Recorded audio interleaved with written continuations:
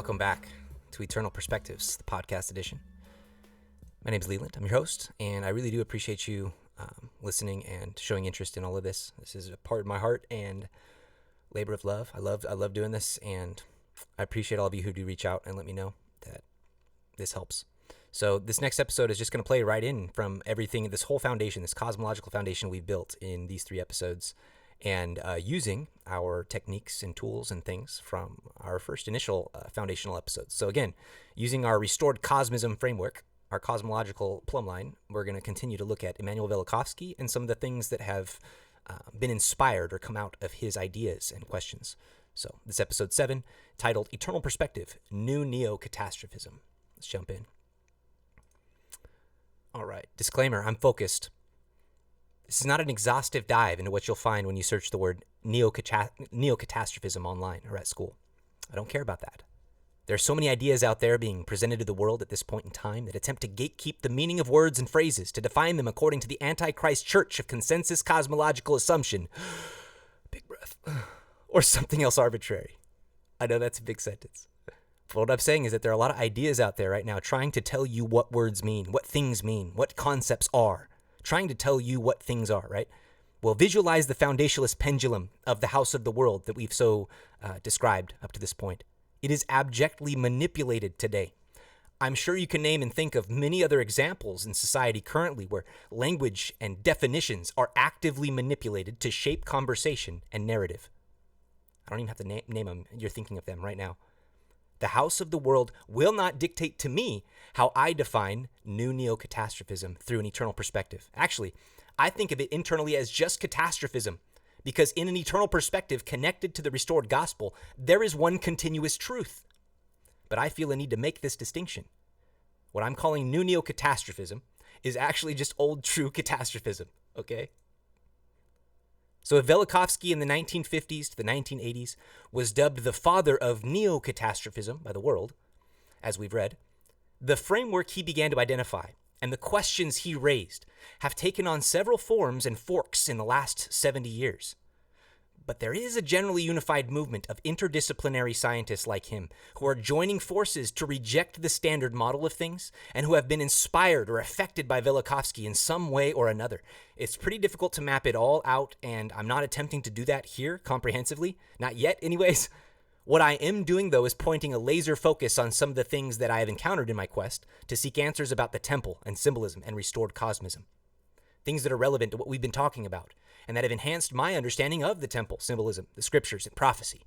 These things I am excited to share have given me hope and joy and peace and perspective on the great judgments and blessings that are to befall the earth in the gathering that we have been asked to actively participate in by the prophet of God. Fear not. But first, we continue to build line upon line, brick upon brick. America, Egypt. So in my true identity, I am a poet, a rapper, a latter-day bard at heart. I wish I could do it all day, actually, just teach and create and craft and perform. You can listen to most of my music and poetry on SoundCloud. Oh, and I got to open here for anybody who's unfamiliar with that. I've got 130 tracks about and more, a lot more in the works. I did a lot this last year that I haven't released or that I'm working on with Kolobite to under a pseudonym of The Sons of Ephraim will be our debut album together, working on things. It's just so exciting, the things that I'm working on and the others that are inspired doing the same that I'm working with together, Latter-day Saints. This is my passion, though, but a lot of what I talk about will be found in my lyrics, in my art, in my poetry. And so you're already equipped, even if you're not interested in it, but to understand my lyrics. So we're going to test this out. So, as a tool in my own efforts to control my mind and thoughts and to wrestle them to the doctrine of Christ, I use poetry and music of my own device or heart. And I craft songs that I listen to literally continue, or that I listen to literally continue the self-programming I do in my personal studies. Now, it's my own forged and consecrated weapon that I share freely with that I share freely and with great anxiety, especially for the youth of today who are bombarded with an overload of Babylonian brainwash. I love the flow and rhythm and bass of hip-hop and electronic music, but I make my own lyrics, and I infuse them with the restored gospel and my personal studies. This is my true passion. We are at the point in my story and the paradigm here where I can share some of these lyrics without having to go into huge tangents to explain certain symbols or words or images that I choose to paint together. So let's test this growing eternal perspective on a song that thematically leads us into our discussion today. It's a lamentation that I wrote in 2018 titled America, or Egypt. Most of my songs are lamentations, actually, but I'll be like Jeremiah of our day with the book of Leland's Lamentations that nobody will read, just like nobody reads Jeremiah's Lamentations today.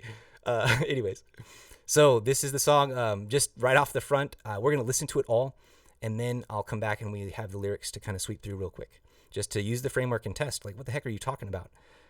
But immediately the symbolism here to me, I'm trying to convey, eyes to see, ears to hear, speaking eternal truths type things with this sacred geometry and the positioning in the face, all in this central mountain pillar position. I do this a lot, and you'll see.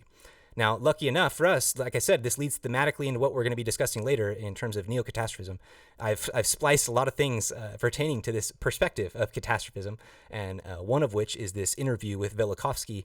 I think it was the 60s that this happened, and so yeah, this is what this is, and we'll go into this afterwards, but it's part of the video here, so let's watch.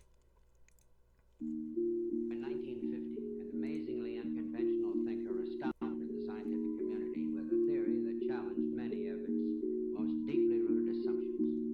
In a persuasive bestseller, this man presented a radical view of world history that linked research and hypotheses in such diverse disciplines as astronomy, geology, comparative religion, and archaeology.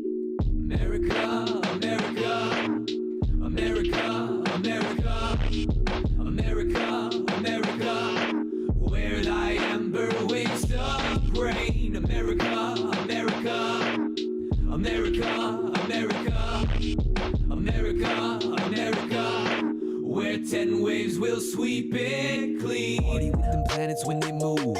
Been a minute passive, yet in a minute they'll be passing right through. 10 waves, I'm afraid, will take 1/3 to the grave. Like my fathers up in Egypt when them dragons brought the plagues. Waves, where there's shade there is darkness. Piled up more bodies in the wars of the heartless. Catharsis, I might not sleep until I'm carcass, and even then I might just be right back for the harvest. Waves, body got me feeling like I'm starving. I'm the farthest artist from the harness of that dark king. Hot like alarmists, they say I don't have a market. Einstein and Darwinian idols are my targets. Go and party with dead presidents, I dare you. But if you really knew the truth, it would scare you. I know what it means when the sun turns down. Historical protest broke from every corner of this academic world, claiming that the theory was totally wrong. This opposition soon turned into an attempt to suppress the book and discredit the man who wrote it. Party with them planets when they move. Every single scripture and prophecy will be proved. Look closely, I mostly was most likely to lose the most. Those with the most are most likely to roast. First verbose in their boasts, infested from coast to coast. Gross the crimes, perverted, false, sacrificial ghosts. Yeah, adios, down goes your lethal dose. Close quotes for you, I expose the darkness by the Holy Ghost. Waves, now let me warn you of destruction. Crop loss production, hurricanes, eruptions. Gourds drop with buttons from the Chinese and the Russians. All from the inside of our own pride, our hearts are men are disgusting. So go and party with dead presidents, I dare you. But if you really knew the truth, it would scare you. I know what it means when the sun turns down.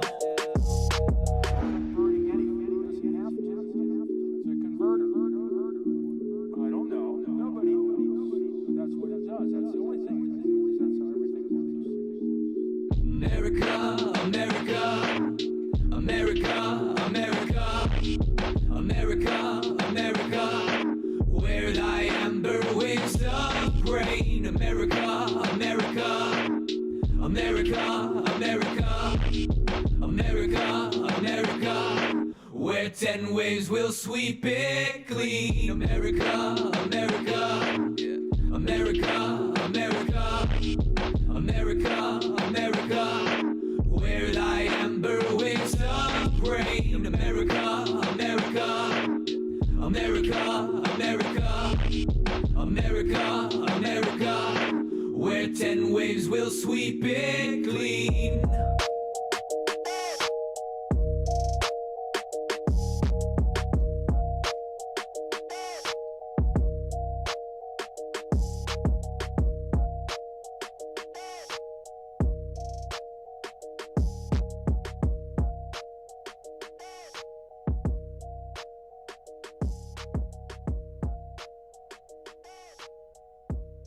Well, don't forget also that by now it's 100 years since Darwin achieved his victory over the book of Genesis. Now it is a little bit difficult to go back and to say, well, the story is not exactly so. I love that quote from Velikovsky there at the end, but that's him. That's the man. That's Velikovsky, and that's my music video for America. Now, as I'm realizing, I didn't prepare this in what I wrote, but I tell a very different story with, well, it's a more complete story with the visuals than just by the poetry alone. So let's go into the poetry. In the actual article, I have the poetry written out.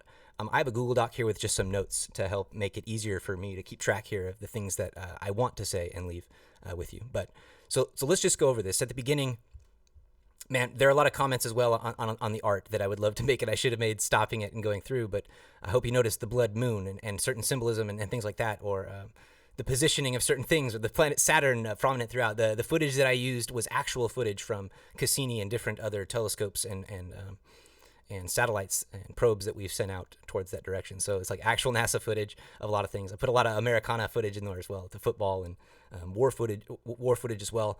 As we'll see in talking about some of these things, the Hopi prophecies were very inspirational for this song, as well as with these concepts of catastrophe as they predict the same. But anyways, so we'll get into it. The host begins saying, in the 1950s, an amazingly unconventional thinker astounded the scientific community with a theory that challenged many others' most deeply rooted assumptions. He's talking about Velikovsky. This is the man. But at the same time, to me, in this song, in the way that it goes, and in the prophetic context I'm trying to bathe it in terms of America as this promised metaphorical Egypt of the latter days, that this can be Christ's message as well. This was Jesus Christ coming to the deep thinkers, seemingly unconventional with his Sermon on the Mount and flipping of things and the new law that he brought in, that it astounded the, instead of scientific, let's say religious community, right? And challenged their most deeply rooted assumptions. Or this could be Joseph Smith and his book, especially with the quote that is thrown in here in the beginning, because Velikovsky too, his book was maligned and a campaign against it to get it taken off the shelves and things like that. And again, I see parallels to the Book of Mormon or just the writings of the apostles or whatever it might be. These types of things I see paralleled.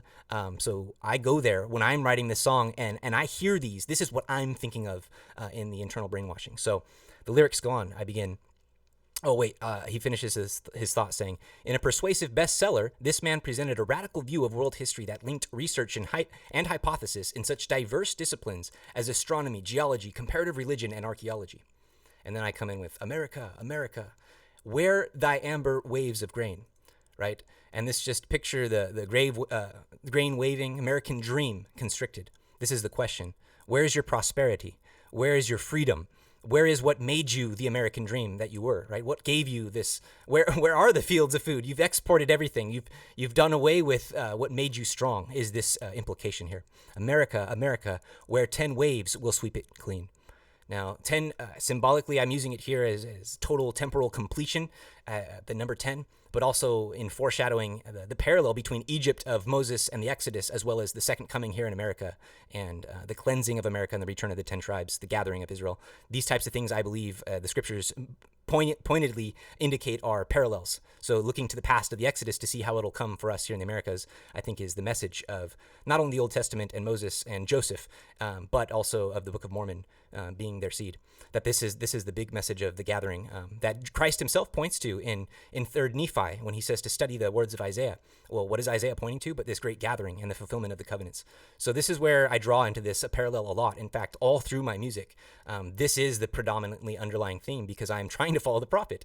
In how am I participating in the gathering? Well, every single lyric, every song, every mood that I'm in is about the gathering, about what is my role, what can I do as a lone rapper here in the suburbs of Phoenix, Arizona, but with the power of the internet now, the light that I can use to reach and touch vast parts of the globe at this point in time.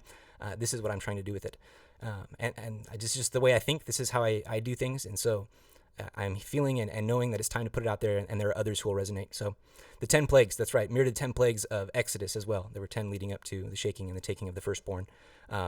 Now, the book of Revelation only points to 7 specific plagues, but I could make an argument to break things down to where there will be 10 plagues that mirror just as there were in the Exodus.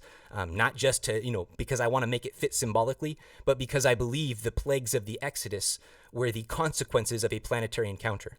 So it's not like the number matters. It's the happenings that are consistent with the interactions of 2 planets kind of thing. So that's where I get my confidence in using these things so openly, that I can use them more symbolically, in the sense that when you understand the underlying mechanism, you can put things in their place more easily. I'm not sure if that's too cryptic or not. Makes sense in my mind. I say party with the planets when they move. Again, now everybody familiar with what Velikovsky is saying is going to understand this, that I'm expecting, in our doctrine as well, is expecting the return of planetary bodies, a new star, a shaking up of the solar system, a new heaven, a new earth. That's this allusion here. Party with the planets when they move. That's the millennium. That's when the earth will be returned to paradisical glory, and it will be a party for the righteous. Been a minute, passive. So they've been undisturbed, seemingly, as the world would say, in a uniformitarian sense, peaceful. And for millions of years they've been so, but not so. So they've been a minute passive, yet in a minute they'll be passing right through. 10 waves, I'm afraid, will take 1/3 to the grave. So then again, there's the 10 total completion, like 7 perfect sanctified. And then we'll take 1/3 to the grave. If you're interested, see Revelation 8 and 16 with the plagues that follow these waves. What happens with planetary encounters, that crops die, waters are poisoned, wildlife is destroyed. Think about the Israelites and their cattle and things, and what they had to do during these different plagues that approached the dawning of their release from slavery, their deliverance by Moses. And that's what we're looking forward to as well in our similar metaphorical slavery. And it is a literal slavery, but to a mystery Babylon, a mystery Egypt that we don't see. And that's what the conspiracy theorists have right? This is what the Book of Mormon points to, is that there is secret conspiracy and doing the exact same thing that has been done to populations throughout history. And it's global at the scale again, just like it was before the flood. And so again, it'll be a global response from God before the second coming. And so that's all. I can read this, hear this, see this, listen to my song, and these things come to my mind. This is the magic of what I'm doing and what I'm trying to present and share with others. Hopefully, you'll see the same and do the same. So I say, 10 waves, I'm afraid, will take 1/3 to the grave, like my fathers up in Egypt when them dragons brought the plagues. And again, we'll understand very soon as we go through these things that this is allusions to comets, planets, catastrophe, the Exodus. When them dragons brought the plagues, well, we'll find that the archetype of the dragon throughout all cultures is cometary. It's a planet. It's a god in heaven that's electrified and spitting fire and petrifying things and fossilizing things. These are prototypical. We'll see. The evidence is overwhelming that this is meant to indicate a comet or a planet. And that's exactly what Joseph Smith said would be the last grand sign, that we're expecting to be the cause and the agent of all the destruction that precedes the millennium, or the setting up of the paradisical earth. So again, this is not speculation. I'm drawing on the prophetic language here and exactly pointing to what the prophets are pointing to. So I say, waves, where there's shade, there is darkness, right? So the plagues of darkness, clouds of dust, as I walk through the valley of the shadow of death. I actually have this psalm pulled up, right? This is what it indicates to me. This is them walking under the shadow of the catastrophe, in the tail of the comet, in the dust that is bathing the earth and blocking out the sun, so that the sun hides its face and the moon turns what? Well, it turns to red as the atmosphere is thickened, and you see the moon red and incandescent. It might even be perturbed and pushed closer to the earth and glow, right? So this is the scenery that's being portrayed in a planetary encounter. That's what happened during the Exodus. That's what happened during other events in the Old Testament. That's what will happen again at the second coming. That's what happened during the third Nephi excitation of the earth, or catastrophe that preceded his first ascent or descent from heaven in the Americas as a resurrected being. And that will be similar to what we will experience, I believe, and it's foreshadowing for our time here in the Americas in his second coming.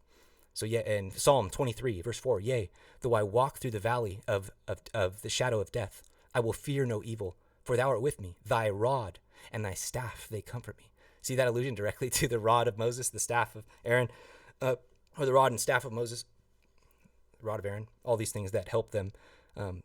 But these as well are cosmic symbols, as we'll see moving forward. So that's why it's easy and appropriate to paint these in a cosmic light as well. Okay, going back to the song. Where there's shade, there is darkness. And then I say, piled up more bodies in the wars of the heartless. Now I'm fast forward to our times, and all times war is bad, and especially in the wars of today that are set up by corruption, a military-industrial complex of sorts, or a strong arm of secret conspiracy behind the scenes to keep and provoke the world in a state of terror, right? So I say catharsis. And what does catharsis mean? It's a purification or purgation of the emotions, primarily through art, right? So it's like a purification. It's like a release from tension, right? So it's catharsis. I might not sleep until I'm carcass. That means dead, right? It's easy. And even then, I might just be right back for the harvest. And the harvest indicating, or a reference to the second coming, and the morning of harvest or resurrection, when all those that are promised and their blessings and when my patriarchal blessing, to rise in the morning of the first morning of the resurrection, when he comes again. So waves, body got me feeling like I'm starving. Again, just an allusion to, we live in a carnal state at the moment where things like hunger keep me down still. That I'm still weak, right? The spirit is willing, but the flesh is weak. I'm the farthest artist from that harness. I'm the farthest artist from the harness of that king, or that dark king. Body got me feeling like I'm starving. I'm the farthest artist from that harness of that dark king. So again, what the adversary, what do most artists end up doing but selling their souls and making a pact with the devil for popularity or fame or whatever it is. And I'm the last thing that you'll see close to fame, although I'm a very long-standing recording artist. Long time, got more tracks out there than Tupac, put it that way. Hot mic alarmist. They say that I don't have a market. Einstein and Darwinian idols are my targets. Now I can see this. These are the false prophets of the house of the world. I hope you're getting what I'm putting down here. Now go and party with dead presidents, I dare you. But if you really knew the truth, it would scare you. That's what I say. And again, in the video, I have, if you're familiar with Ezra's eagle, I intentionally put in the short feathers, right? This is why they're highlighted in the video. So if you see if you're familiar with Ezra's eagle and you see those characters, I put short feathers in there. And so the people that idolize these, go and party with dead presidents, I dare you. Even the ones you think were good were probably controlled, right? They were puppets. That's the idea behind this.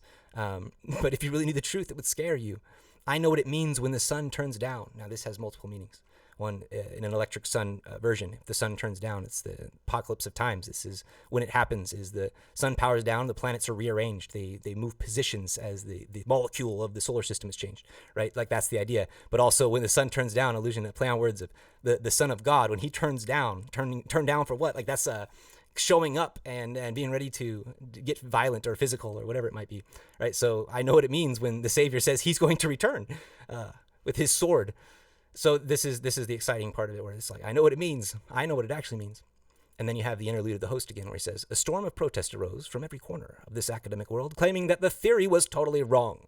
Now think of it as well. From every corner of the religious world, claiming that the Book of Mormon and Joseph Smith were totally wrong.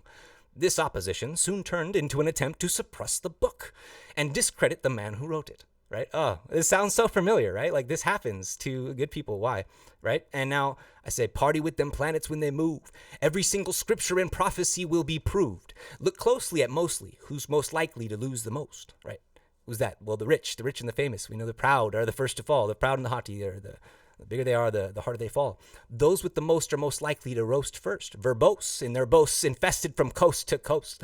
That's a fancy line I like right there. But they're just full of themselves, full of their words and their boasts of how pompous and great I am. Hollywood culture, right? From east to west, coast to coast. Gross are the crimes, perverted, false sacrificial ghosts. Now we know their sacrifices are to idols. Adios, down goes your lethal dose. Close quotes, for you I expose the darkness by the Holy Ghost. Waves. Now let me warn you of destruction. Crop loss production, hurricanes, eruptions, gourds dropped with buttons from the Chinese and the Russians, all while from the inside our own pride, the hearts of the men are disgusting. So go and party with dead presidents, I dare you. But if you really knew the truth, it would scare you, right? So here it is. This is just, again, allusions to, these are the plagues of the Exodus, these things. But now the gourds drop here. This is a direct reference to the Hopi prophecies, in which they saw World War II and the dropping of the gourd is what they called it, the atomic bomb, and then future World War III, where more gourds would be dropped on America. Go figure, right? Like that's their prophecy about the gourds being dropped with buttons, and so that's what this allusion to is from the Chinese and the Russians. Their prophecy states that it was a flag that was red, and now that could be China, that could be North Korea, it could be a Middle Eastern country, it could be somewhere else, but like this is this is the scene setting up as well through prophecy that these are the ones pitted against America or Egypt here. So from inside of our own pride, as in a pride of lions, the hearts of men are disgusting. So going again, this repeating refrain, go and party with dead presidents, I dare you. And again, I'm evoking Ezra's eagle thought in my mind, and that's what that is. But and just their overall corruption. But if you really knew the truth, it would scare you. I know what it means when the sun turns down. And then here's a quote from Eric Dollard. Interesting guy, not somebody who I'm going to point to as like a source or of inspiration or anything, but he is definitely one of these fringe guys who worked for RCA during the 1980s and maybe earlier or later. But he is a plasma physicist, solar guy, electric engineer, and he believes the sun is hollow and has measured it for a long time, and that it's a massive transformer or converter, like galactic energy feeds in. And this is the same as the electric sun theory, essentially, that now they don't come out and say that the sun is hollow, but he does. And the electric sun theory, though, is the same idea as he has, that it's powered through some other means. Now, Eric Dollard gets into weird things like counter space and stuff like that. The electric universe just kind of frames it a bit more simply, in that there are like wires of power, galactic source, that feed stars, and the stars feed their planets, and the planets feed their moons, et cetera, et cetera. Like there's this plug-to-plug relationship, like there's a cause and effect that's very easy to follow and doesn't require anti-space or counter matter or things like that. But I liked his quote here, and so I put it in here, where he's talking about the sun, and the movie part that I put in there, I can't remember the name of the movie, but like Jupiter Rising or something, I can't remember. But they watched the conjunction of the planet Mercury, maybe it was, I can't remember, Mercury transiting the sun, and that's what that is. But it said, Eric Dollard says, it's not burning anything. The sun, it's not burning anything. It's not going to blow up and run out of gas and explode. No, it doesn't have to. It's a converter, he says. And so the man interviewing says, what is it converting? And he says, I don't know. Nobody knows. That's what it does, though. That's the only thing it can do, because it's how everything works.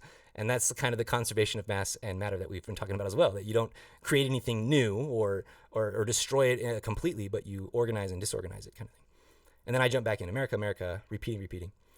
And then, there's no other new verse there, so that's easy. And then the last quote is from Velikovsky, where we'll listen to it again, where he says, well, don't forget that. Now, we're 100 years since Darwin achieved his quote-unquote victory over the book of Genesis. And he's saying it facetiously. Now it's a little bit difficult to go back and say, well, the story is not exactly so, because his evidence pointed to, no, the Bible creation story is totally plausible, given we take the witness of our fathers seriously. So that's my song, America, Egypt. All of that I get every time I listen to it. That's my goal and hope, that when people are listening to my music too, that these gospel themes are coming through for them. So these same themes that I've been methodically teaching here will become self-evident in my lyrics and poetry as we continue down the path of integrating a cosmic layer of the gospel that is coherent and harmonious and evident in the language of prophetic tradition. I did it intentionally as a reverse or intentional mind control tool, as I've mentioned. It has proven itself to me already to be very good fruit, and I praise the Lord for my strange talents that bring so much joy to me and those around me. Now, moving on. We will continue here where we left off and fill out the picture of Emmanuel Velikovsky just a bit more. So, we're going to watch that full interview that I snipped in my song right here. But before that, I debated putting in this clip from a Dr. Irving Wolf, English professor, also just an interdisciplinary electric universe guy. He spoke at this Electric Universe conference in 2017.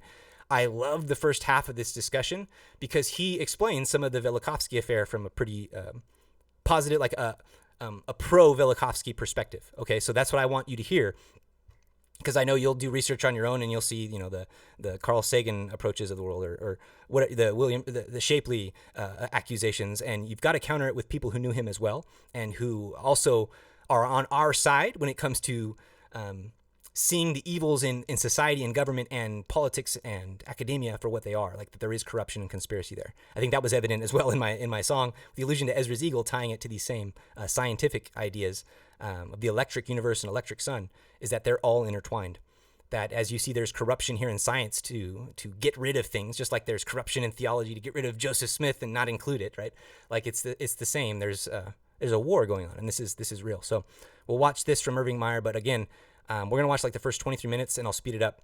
It's a good summary of the Velikovsky affair. The rest is ramble and his own pet ideas that are at times really inappropriate, so be warned. I'm not going to watch them, and I don't recommend you do either.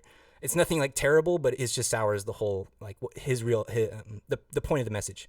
And so I'd be disappointed if somebody sensitive well, listen to the rest of it and was offended by this man's opinions. I don't think he's spoken even since at these conferences. He was ushered off the stage at the end as well. So very interesting. But we'll listen to the beginning portion. Bear with me. I'm going to speed it up and I'll put captions on. If it's too fast, watch it yourself. I don't apologize.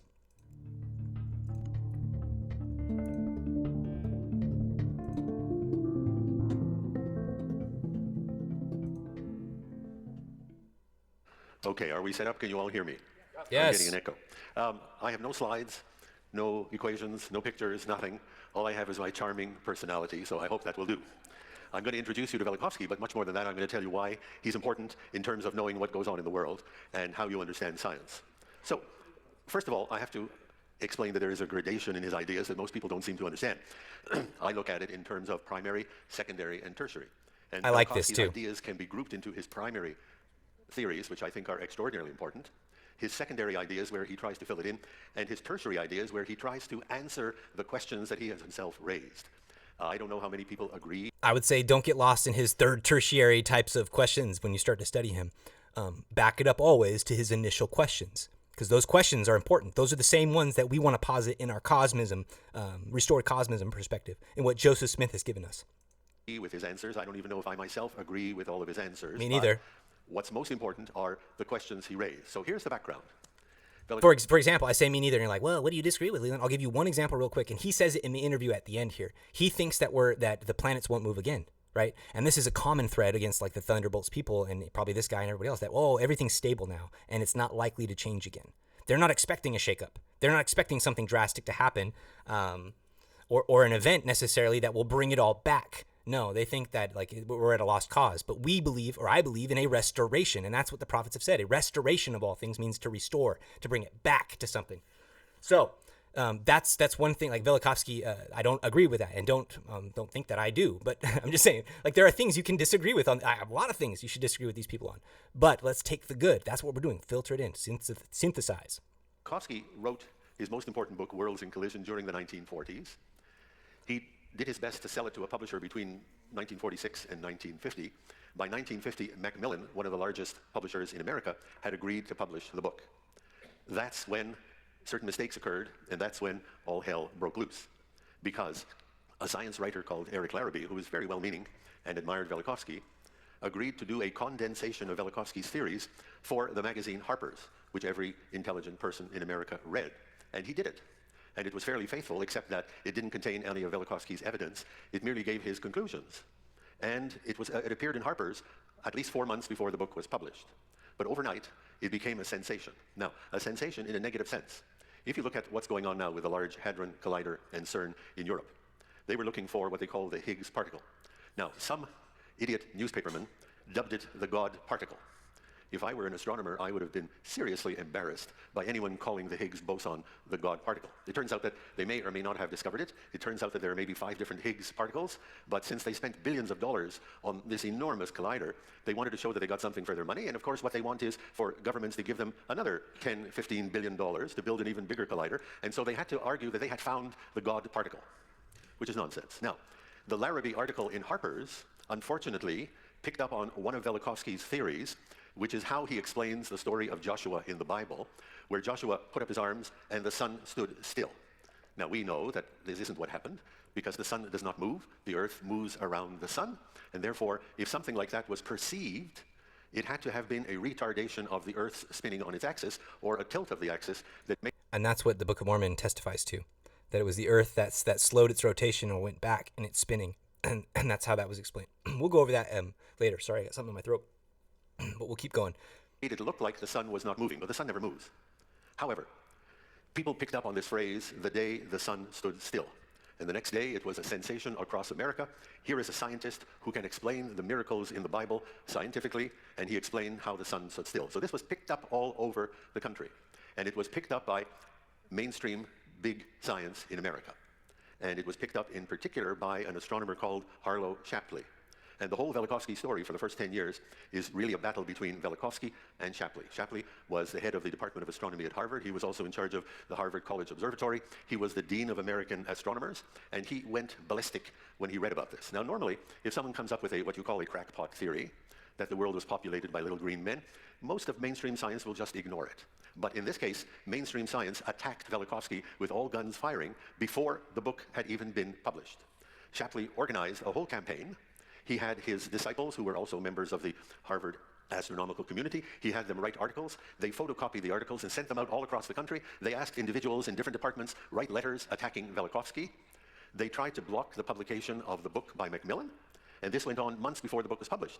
At the very last moment, the publisher of this is the Velikovsky affair. You have to understand that there was a Velikovsky affair. It's very important that you understand why it happened and what it means in the long term for how you view modern science.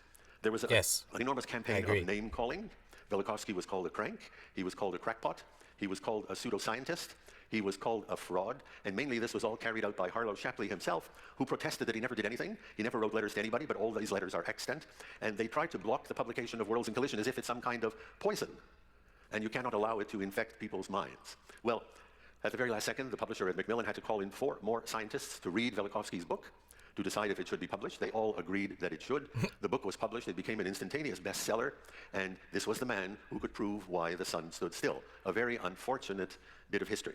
Now, within about 6 months, Macmillan was blackmailed, literally, by professors all over America who said, if you continue to publish Velikovsky, we will not order your textbooks at our universities. And you have to understand, if you have a very large university like Ohio State, and you have a couple of thousand kids in first year, and they're all taking astronomy, and they're all going to order Macmillan texts, this involved a lot of money. So Macmillan, unwillingly, had to give up the book when it was #1 on the New York Times bestseller list. Consider that, okay? That's a huge point in this Velikovsky affair of what Macmillan did, and how they were pressured by academia and this campaign, which was an ignorant campaign. And Velikovsky will say himself, he's like, the arguments and the main people that are against me, it's clear they've never even read my book. They didn't even read it. They just didn't like the ideas at face value. And it threatened like their existence, their ideas, their dominion, their whole life's work. And that's what Dr. Irving here is going to point out about Harlow Shapley, is that he was especially threatened by what Velikovsky was putting out there. So you're going to see how it makes sense, right? Now get this. If this happens in science in the 1940s and 50s, we know it's been happening for this was happening back in Joseph Smith's day. This is still happening to a degree that is disgusting because everyone pretends it's not happening, right? And they're able to get away with it blatantly. So this is my passion and why you hear me online and things, and people will confuse me as anti-science. No, I love science. I am anti-corrupt science. I am anti-cult science, scientism, this cult of consensus academia who pander and peddle and connive with the governments and corporations of the world, right? This is what I am at battle and war with, and what I feel everyone who seeks truth is after. We don't want Hydra controlling what we do and say and think and eat and consume. No, we want to worship our God the way we want to, and they are actively, performing measures against us. That's the idea I have and the battle I see between the house of God and the house of the devil. He points it out here a bit here. And they transferred it to Doubleday, which did not have a textbook division. Doubleday was quite happy to take it over. They made a lot of money. It continued to sell. And this is a story that everyone knows about because it was written in all the newspapers. Everybody said, guess what's happening? It was a big scandal. If you Google Harlow Shapley, they say quite openly that he led the campaign against Velikovsky. Now, you have to understand why Shapley personally was at war with Velikovsky. Harlow Shapley became a major astronomer at Harvard in the early 20s. But he had a very unhappy career because at the same time, alongside him, was Edwin Hubble.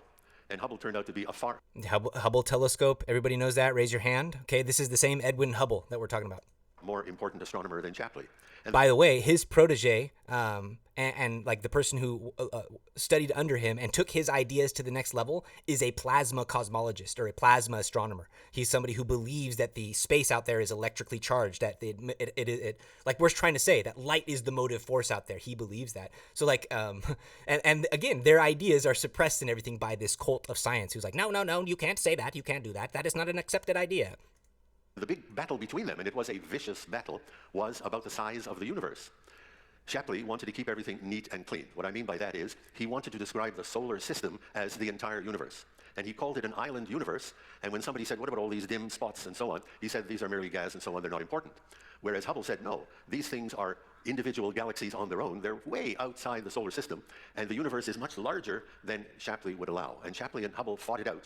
And Hubble eventually won. And Shapley grudgingly had to concede that Hubble was right, although he never liked it. And he called Hubble's work junk science and so on. But that was a tremendous disappointment in Shapley's life. Now also, he had been a bit of a left-leaning communist before the war. He had wanted... Okay, again, for Latter-day Saints, this is a red flag. So we see what the sides are here. This is where you make a decision. You're like, who's telling the truth on this? Who had integrity with what they were saying? Was Velikovsky out there just to try and trick everybody? Like, his life doesn't say that.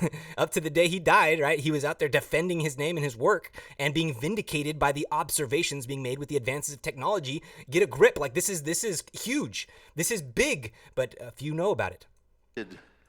America and Russia, which had just become communist a decade or two before, to be friends. He wanted everyone to be friends, and this reminds me of when I was a little boy and I went out on the street to play. You remember those were the days when you could actually walk out and have friends on the street. Now, you have to have your father arrange a play date. He has to drive you 20 minutes away, and he has to organize it 3 weeks in advance so you have a play date with your friend. In those days, you just went out on the street and you played. Now, my mother used to tell me, make nice, nice. In other words, get along with the people, make nice, nice, you see? And Shapley wanted America and the Russians and so on to make nice, nice, but it didn't work out. And at the end of the war, another war started between America and Russia, and this left him very unhappy. Now, he also thought that America had the atomic bomb in 1945 or 46, and no one else had it. So America became like the public school principal. When little boys are fighting in the schoolyard at recess, the principal goes out and says, now stop. And they have to stop because he has the authority. And America had the bomb, and they were like the school principal that had the authority. But by 1948 or 49, the Russians had acquired the atomic bomb, so that didn't work out for Shapley. He was very disappointed. But Shapley had one, I don't know if it was a secret, one secret obsession, one cherished idea. And I found out about this because I went to McGill Library in Montreal, and I checked through 4 successive editions of the first-year primer on astronomy that was sold to Harvard students in Astronomy 101. And it went from the 30s, 40s, into the 50s. It was approved by Harlow Shapley, and there's a section there on the solar system, in which he argued that the solar system is the most precise organization of units in the world, in the universe, and that everything happens with absolute precision down to almost a portion of a second. So the one place in the universe that Shapley could cherish, because everything else was going to hell. On Earth, there had been the Second World War, there had been the rise of fascism, there had been atomic bombs, anger between different countries. He could not bring order on the world. He probably could not bring order in the distant areas of the universe because there were galaxies, and I don't know if he knew as early as 1950 that when galaxies collide, or when super galaxies collide, it is the largest form of violence in the universe. But at least he could say, it may be all hell down here, and it may be all hell way up there, but in between, there is this marvelous system of... See, I like this idea and how he's painting it because it's so true. And you find this with a lot of people today, even that I just want to say, hey, let's explore this cosmism idea about catastrophe. And they go crazy. Like sirens go off in their head and they don't take you rationally or understand anything because it breaks their pretty perfect picture of how things might be or going in the future, right? To say, oh, no, there's going to be actual disaster we have to live through. And you got to prepare your mind for that. They're not ready mentally for that. And it truly is psychological, as Velikovsky alludes to in all of his work, like his life's work, Mankind and Amnesia, that book as well. Like, even if you're watching and taking, like, I call him Catastrophe Light. Recently, somebody asked me about, what's his name? He's been on Discovery Channel with Ancient Civilizations, talking about a comet and a big flood and evidence. I can't remember his name. Gosh dang it. But he's like a catastrophe light. He wants to take the same concepts that Velikovsky brings together, like this unified one story of civilizations that were once, seeing the same things or maybe had different technologies. Like he wants to take it to the alien level and, man, hold on, I gotta look it up. Okay, it's Graham Hancock. I remembered. Okay, so Graham Hancock with his Lost Civilizations idea, like the old gods and things like his ideas are, I would say they're interesting and they're like a gateway concept. They're like gateway ideology to real catastrophism is how I take it. And I can't remember what I was saying now, so we'll just continue. But that's my take on Graham Hancock. He's like catastrophe light. Same with Randall Carlson. I love his work on sacred geometry and certain catastrophes and their takes and things like that. But they're like very shy to embrace an electric universe or plasma cosmology because it offers more mechanisms for the disasters they're saying than just big comets hitting the Earth. Like there are lots of different ways that plasma can discharge or ionic wind, like electric wind, can shape and move and do major things to the surface of the Earth. Like there are lots of other things in a bigger net, but they want to hone in at and play nice, like he's saying, with standard model science and things so that they can be taken more seriously. And I think that's why they get play on Netflix and these big company shows and things, is because they're not really telling the truth. They're actually muddying the water a bit. So the bad guys think that they're doing a disservice, but people like me that know that that most people are going to use them as like a stepping stool, because you'll soak in all their ideas, but then you're going to realize that they don't have answers. There are no more answers once you understand like their first initial theories. Whereas these guys on the cutting edge, like the Thunderbolts or others, they're posing questions, and then observations are confirming their predictions and answers and things. And like it's actually moving forward. They're pointing in direction and inviting everybody. Where Hancock and Carlson have kind of their pet ideas. All right, that's my pipe. I don't know why I'm tangenting on this. It just came to my mind, but we'll continue here. Absolute unchanging serenity. It's been that way for 3.5 billion years. It will presumably continue for another 3.5 billion years. And this is the solar system. And Velikovsky comes along and Shapley's says, pet no, idea. No. The solar system is violent. It has experienced major disruptions up until even minus 1500 and minus 700, which is 3,500 years ago. And so Shapley was being attacked in the last bastion of order that he could believe in. And this was too much, and he went into battle with all guns blazing. So you must see this as a... His microphone went out. Is it down? Oh, here we are. Very modern equipment. I don't know how to handle this. I'm very old-fashioned. Okay, a war between him and Velikovsky because it was all or nothing. He had to destroy Velikovsky or he would be destroyed. He had to go, it was a battle to the death. And so Shapley tried his best to destroy Velikovsky. Now, if this had been 400 years earlier, Velikovsky physically may have been destroyed. Giordano Bruno, who was a major medieval and Renaissance thinker, disagreed with the church about how many worlds there are and so on. He was given time to reconsider and see if he will recant, meaning take back what he said. He didn't, so the church condemned him to death. And in the year 1600, you think of this as a modern age, but there they were on the plaza in Rome in front of everybody. He was burned to death. And you have to understand what that means. They tie you to a pillar, and your feet are on fire while you're still conscious, and it's a horrible, long, slow, agonizing death. Now, they couldn't do this to Velikovsky in the year 1950, but they could try and destroy his books, just like the Nazis burnt books in the 1930s, and they could try and destroy his reputation. And so, the mudslinging and the name-calling and everything else that went on has clung to Velikovsky. He should have become a major figure in 20th century thought. He should be one of the names we think about. He hasn't because of the Velikovsky affair. Now, I want to say that I think... And we read the Wikipedia article just yesterday or whatever it was, or last time we were with us. And what did it say? It still frames him as pseudoscience #1 man, right? Like there's no vindication from the popular world, and there never will be when things do start coming out. Like there are so many things that have already come out and are popularly accepted, like the idea that electricity is in space and does things and stuff like that. Now, they're never going to turn back and say, oh yeah, by the way, all these people that were pointing to it years ago, they were right and we should have listened to them. No, because like he's saying here with Shapley, that it destroys their life's work. People that have been working on like dark energy or dark matter or black holes, things that the electric universe points to saying, these don't exist. They're fake. They're misunderstandings fundamentally. If that's something else, like you need to include electricity. Oh, I knocked over a display thing here. Crap. And I muted that. I'm getting passionate with my hands, guys. That's what happened here. Okay, so I can't. Okay, that threw me off track. We'll just Pablo continue. Picasso in painting. Because Picasso painting was never the same after him. You think of Einstein and his theories, nothing was the same after Einstein. A friend of mine, a late friend of mine, who was a Olympic figure skater, most of you have probably never heard of him, his name was, my mind has gone blank, Taller Cranston. He was Canadian Olympic figure skating champion in the 70s and an Olympic medal winner. He transformed figure skating. Up until then, figure skating had merely been gymnastics on ice. The skaters wore uniforms that looked like military uniforms, even some of them wore ties, and they performed exercises like a gymnastic competition. When Taller came on, he was a wild, crazy man. He was flamboyant, and he transformed figure skating and made it into ballet on ice. And figure skating has never been the same since then. Velikovsky was that, or should have been, that sort of person, but the dirt that was flung at him because of the Velikovsky affair clung to him for many years. Now, in terms of primary, secondary, and tertiary, I think it would have been much better if Velikovsky had published a much smaller and more innocent... Okay, so this is his opinion.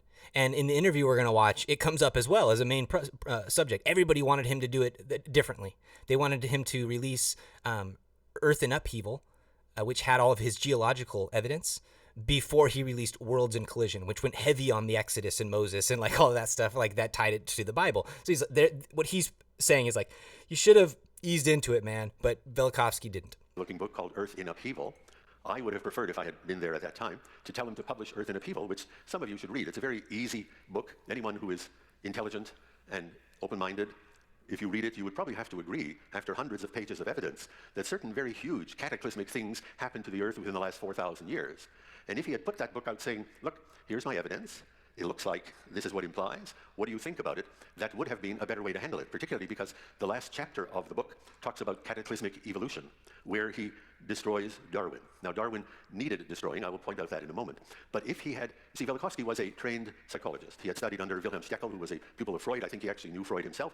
He worked for about 15 years as a psychoanalyst before he came to America. And Velikovsky should have known, as much as anybody, that the difficulty when you're trying to cure a patient is not in finding out the cause of his problems, but in how you reveal it to the patient. Because if you don't do it right, the patient is going to be very angry and will fight you and you will get nowhere.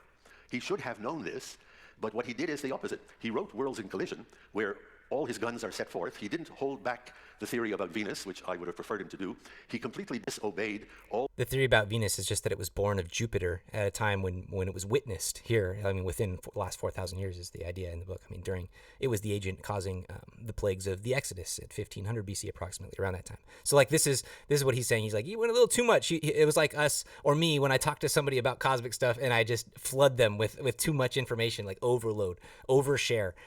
He's like, you overshared a bit. Like, just hold it back, give it to him a little bit. Milk, honey, and then meat. No, Velikovsky just went full on like 7-course meal. Like, that's what happened. All the rules of how you communicate cure to a patient, and instead he published Worlds in Collision, which was a direct slap in the face to all of American big science. I don't know if you're allowed to use what I call foul language. I checked with Dave. Maybe what I'm about to say he won't invite me back again. But what Velikovsky did by laying out Worlds in Collision, foolhardy, a direct blow in the face to science, he told mainstream science, you're full of shit. And he made it quite plain. Cheers, cheers, cheers. I guess I'm okay. All right. And so the war erupted because big science had to either destroy him or he would destroy them. Now, all right. I just want to end there with that because, like I said, it was like 40 minutes of it. He goes into about destroying Darwin and stuff like that. And I'm not that interested in it, especially not for what we're doing right now. So I would encourage you not to watch it just because he is a bit crude with some metaphors he tries to draw. And he's a little old timer, so might offend some people. All right. So I loved his introduction there, though, of the Velikovsky affair. It's very succinct. It shows the bias on Shapley's side as well as just how ignorant it was against his actual ideas and things. It was just more the way he presented it and who he was and stuff. It was just very superficial, and that's because, well, they didn't have a very foundational standing, and that's what he threatened. Okay, so let's watch the full interview that I snipped from my song, and then I've got some notes to go through once we do it. So I want to watch it all the way through, and then we'll go through the notes. 14 years ago, in 1950, an amazingly unconventional thinker astounded the scientific community with a theory that challenged many of its most deeply rooted assumptions. In a persuasive bestseller, this man presented a radical view of world history that linked research and hypotheses in such diverse disciplines as astronomy, geology, comparative religion, and archaeology. A storm of protest arose from every corner of this academic world, claiming that the theory was totally wrong. This opposition soon turned into an attempt to suppress the book and discredit the man who wrote it. The man is Immanuel Velikovsky, Russian-born doctor and psychoanalyst, student of the sciences and humanities, founder and one-time editor of the Scriptural Universitatis series, out of which grew the Hebrew University in Jerusalem. For the last 25 years, Dr. Velikovsky has been resident in the United States, where he has continued his studies and advanced his theories. His first book was titled Worlds in Collision, and that was followed by Ages in Chaos, Earth in Upheaval, and Oedipus and Akhenaten. Dr. Velikovsky's contention is that in the memory of man, the Earth has gone through great natural paroxysms. He's founded his theory on the ancient records of man from all over the world, on archaeological evidence in the form of ancient calendars that have become strangely obsolete, and on new and radical interpretations of information from astronomy, paleontology, paleomagnetism, and evolution. In addition, Dr. Velikovsky's theory has led him to re-examine prevailing views regarding the origins of religion.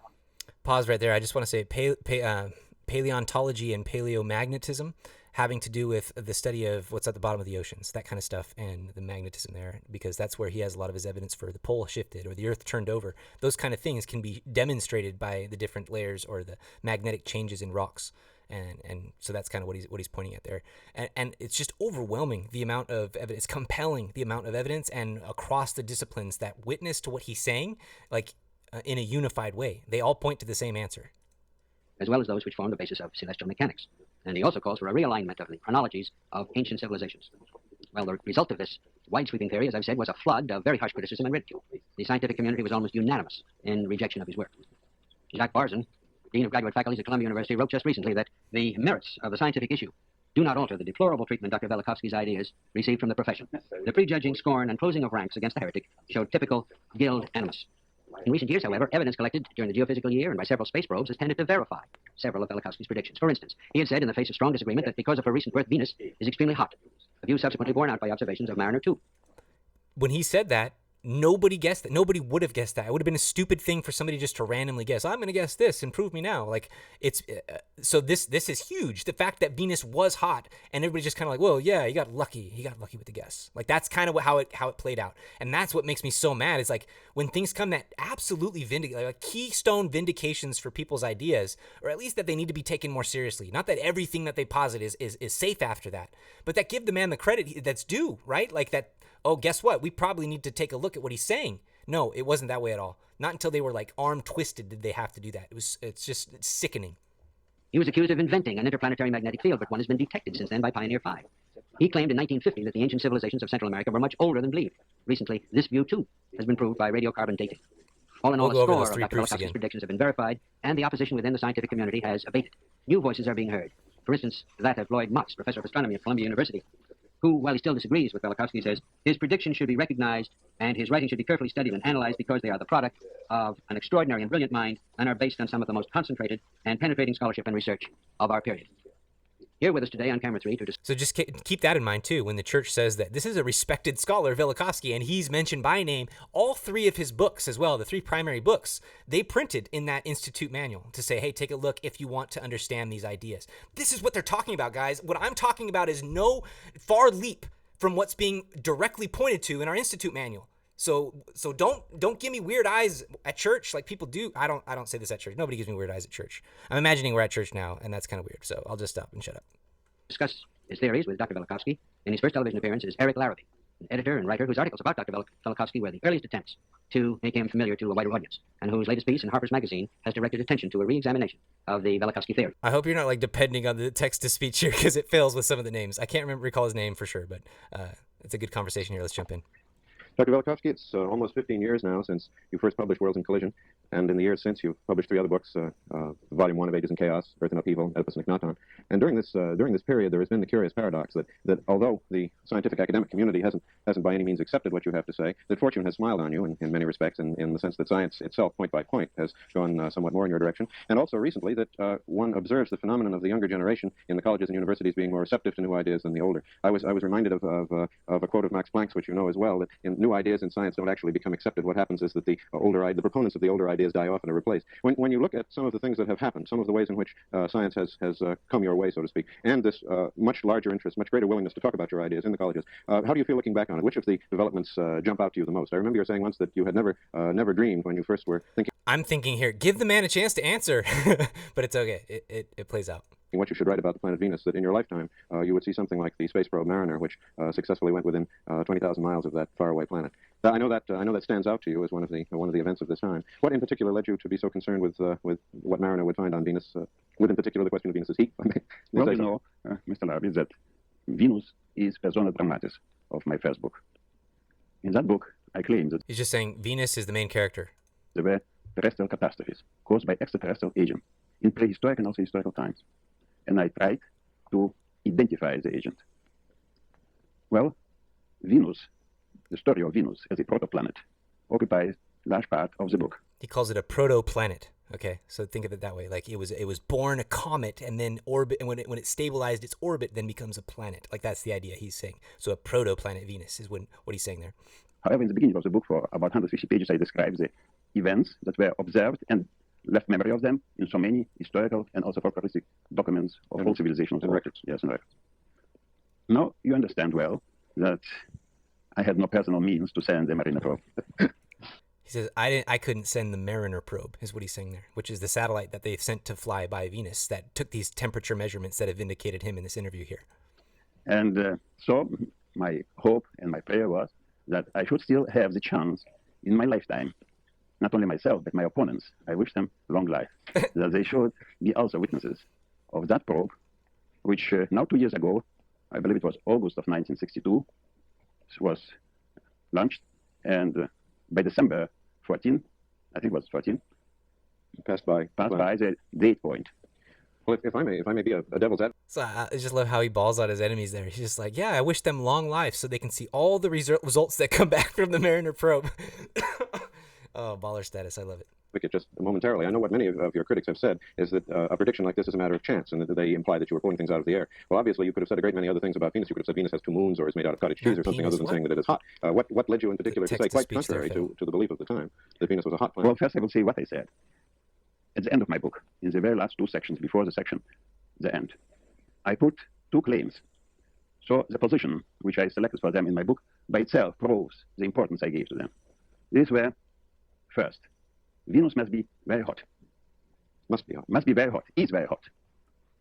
I called the chapter Thermal Balance of Venus. And I said, Venus gives off heat. Not as usually supposed to be. A planet gets so much heat from the sun and reflects so much heat in the space. It gives its own heat. Of course, if it is a body like other bodies in the solar system of 6 billion years or longer, older, of course, then you wouldn't expect that it would give off heat. Now I said also that it was observed by contemporaries of those events and after as an incandescent body.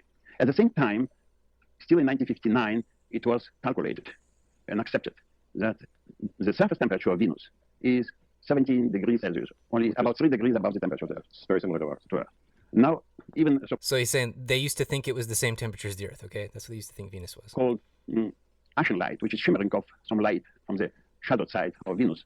Venus, between the Earth and the Sun, has, like moon, a shadowed side, was explained by a cover of ice.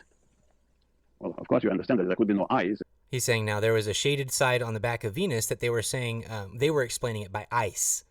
And now he's laughing and like mocking them, saying, now you understand, because when Mariner came back and said that the temperature on Venus was like 800 degrees, there's no way there's ice over there. So he's basically like balling on him. This is a crossover, like academic style for this guy. This is I'm telling you what's happening, play by play here. The temperature Which in which lead is molten. Yeah. Before Mariner, already in 1961, it was found that by radio signals arriving from Venus that it is very hot, actually 600 Fahrenheit. And your reason for believing this was that your theory required that it be a new planet, a young planet in geological astronomical time. Yes, He says 600, but it's actually like 800. It's hotter, and that's better. I mean, that's better for his ideas. The cause of the natal heat, but also the result of the short but very stormy history of this body. Which is what you described in your book. Which I described, actually not theorized as much as tried to reconstruct from ancient sources from so many civilizations. Well, the reason that the objection that the scientific...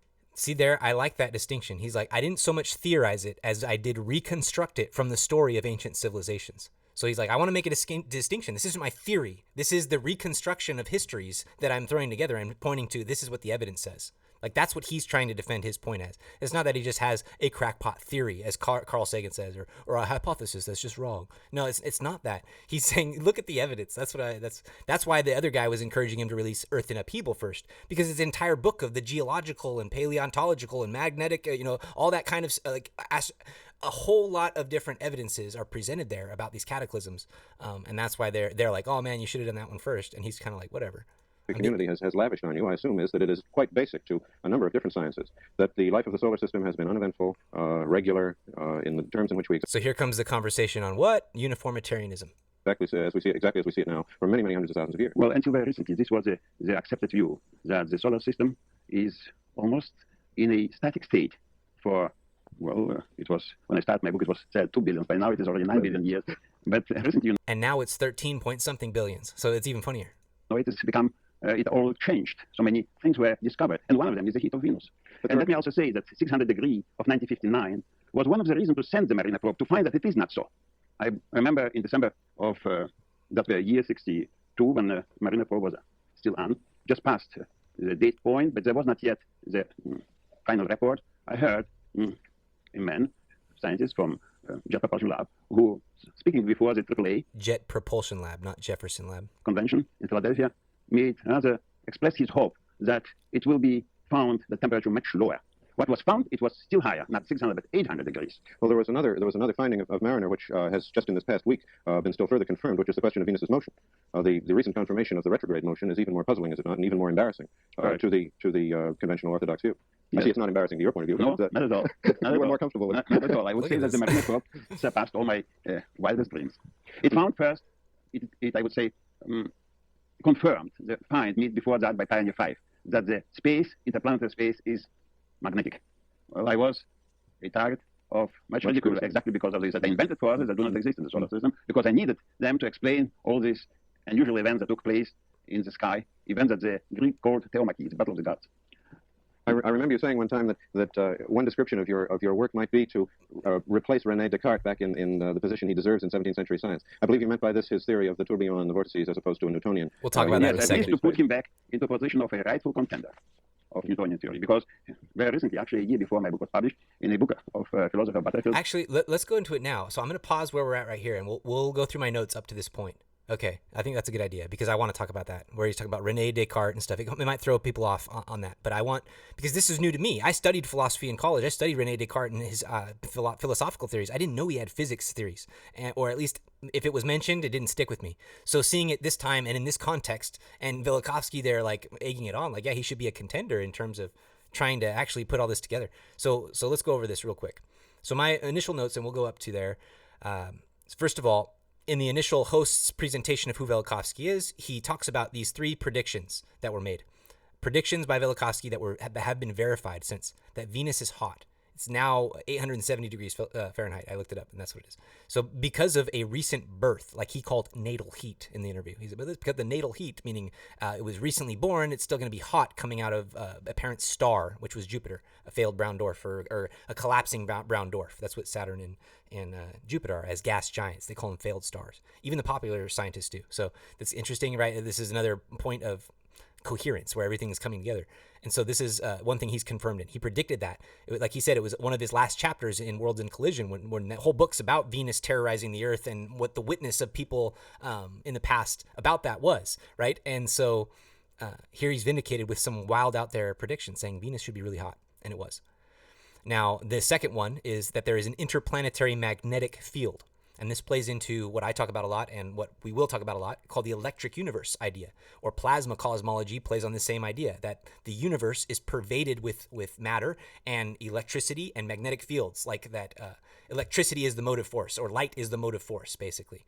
And that people accused him of inventing this interplanetary magnetic field because he needed it to make his ideas work, is how they saw it. But what he's saying is like, no, I told you, I'm reconstructing what they said.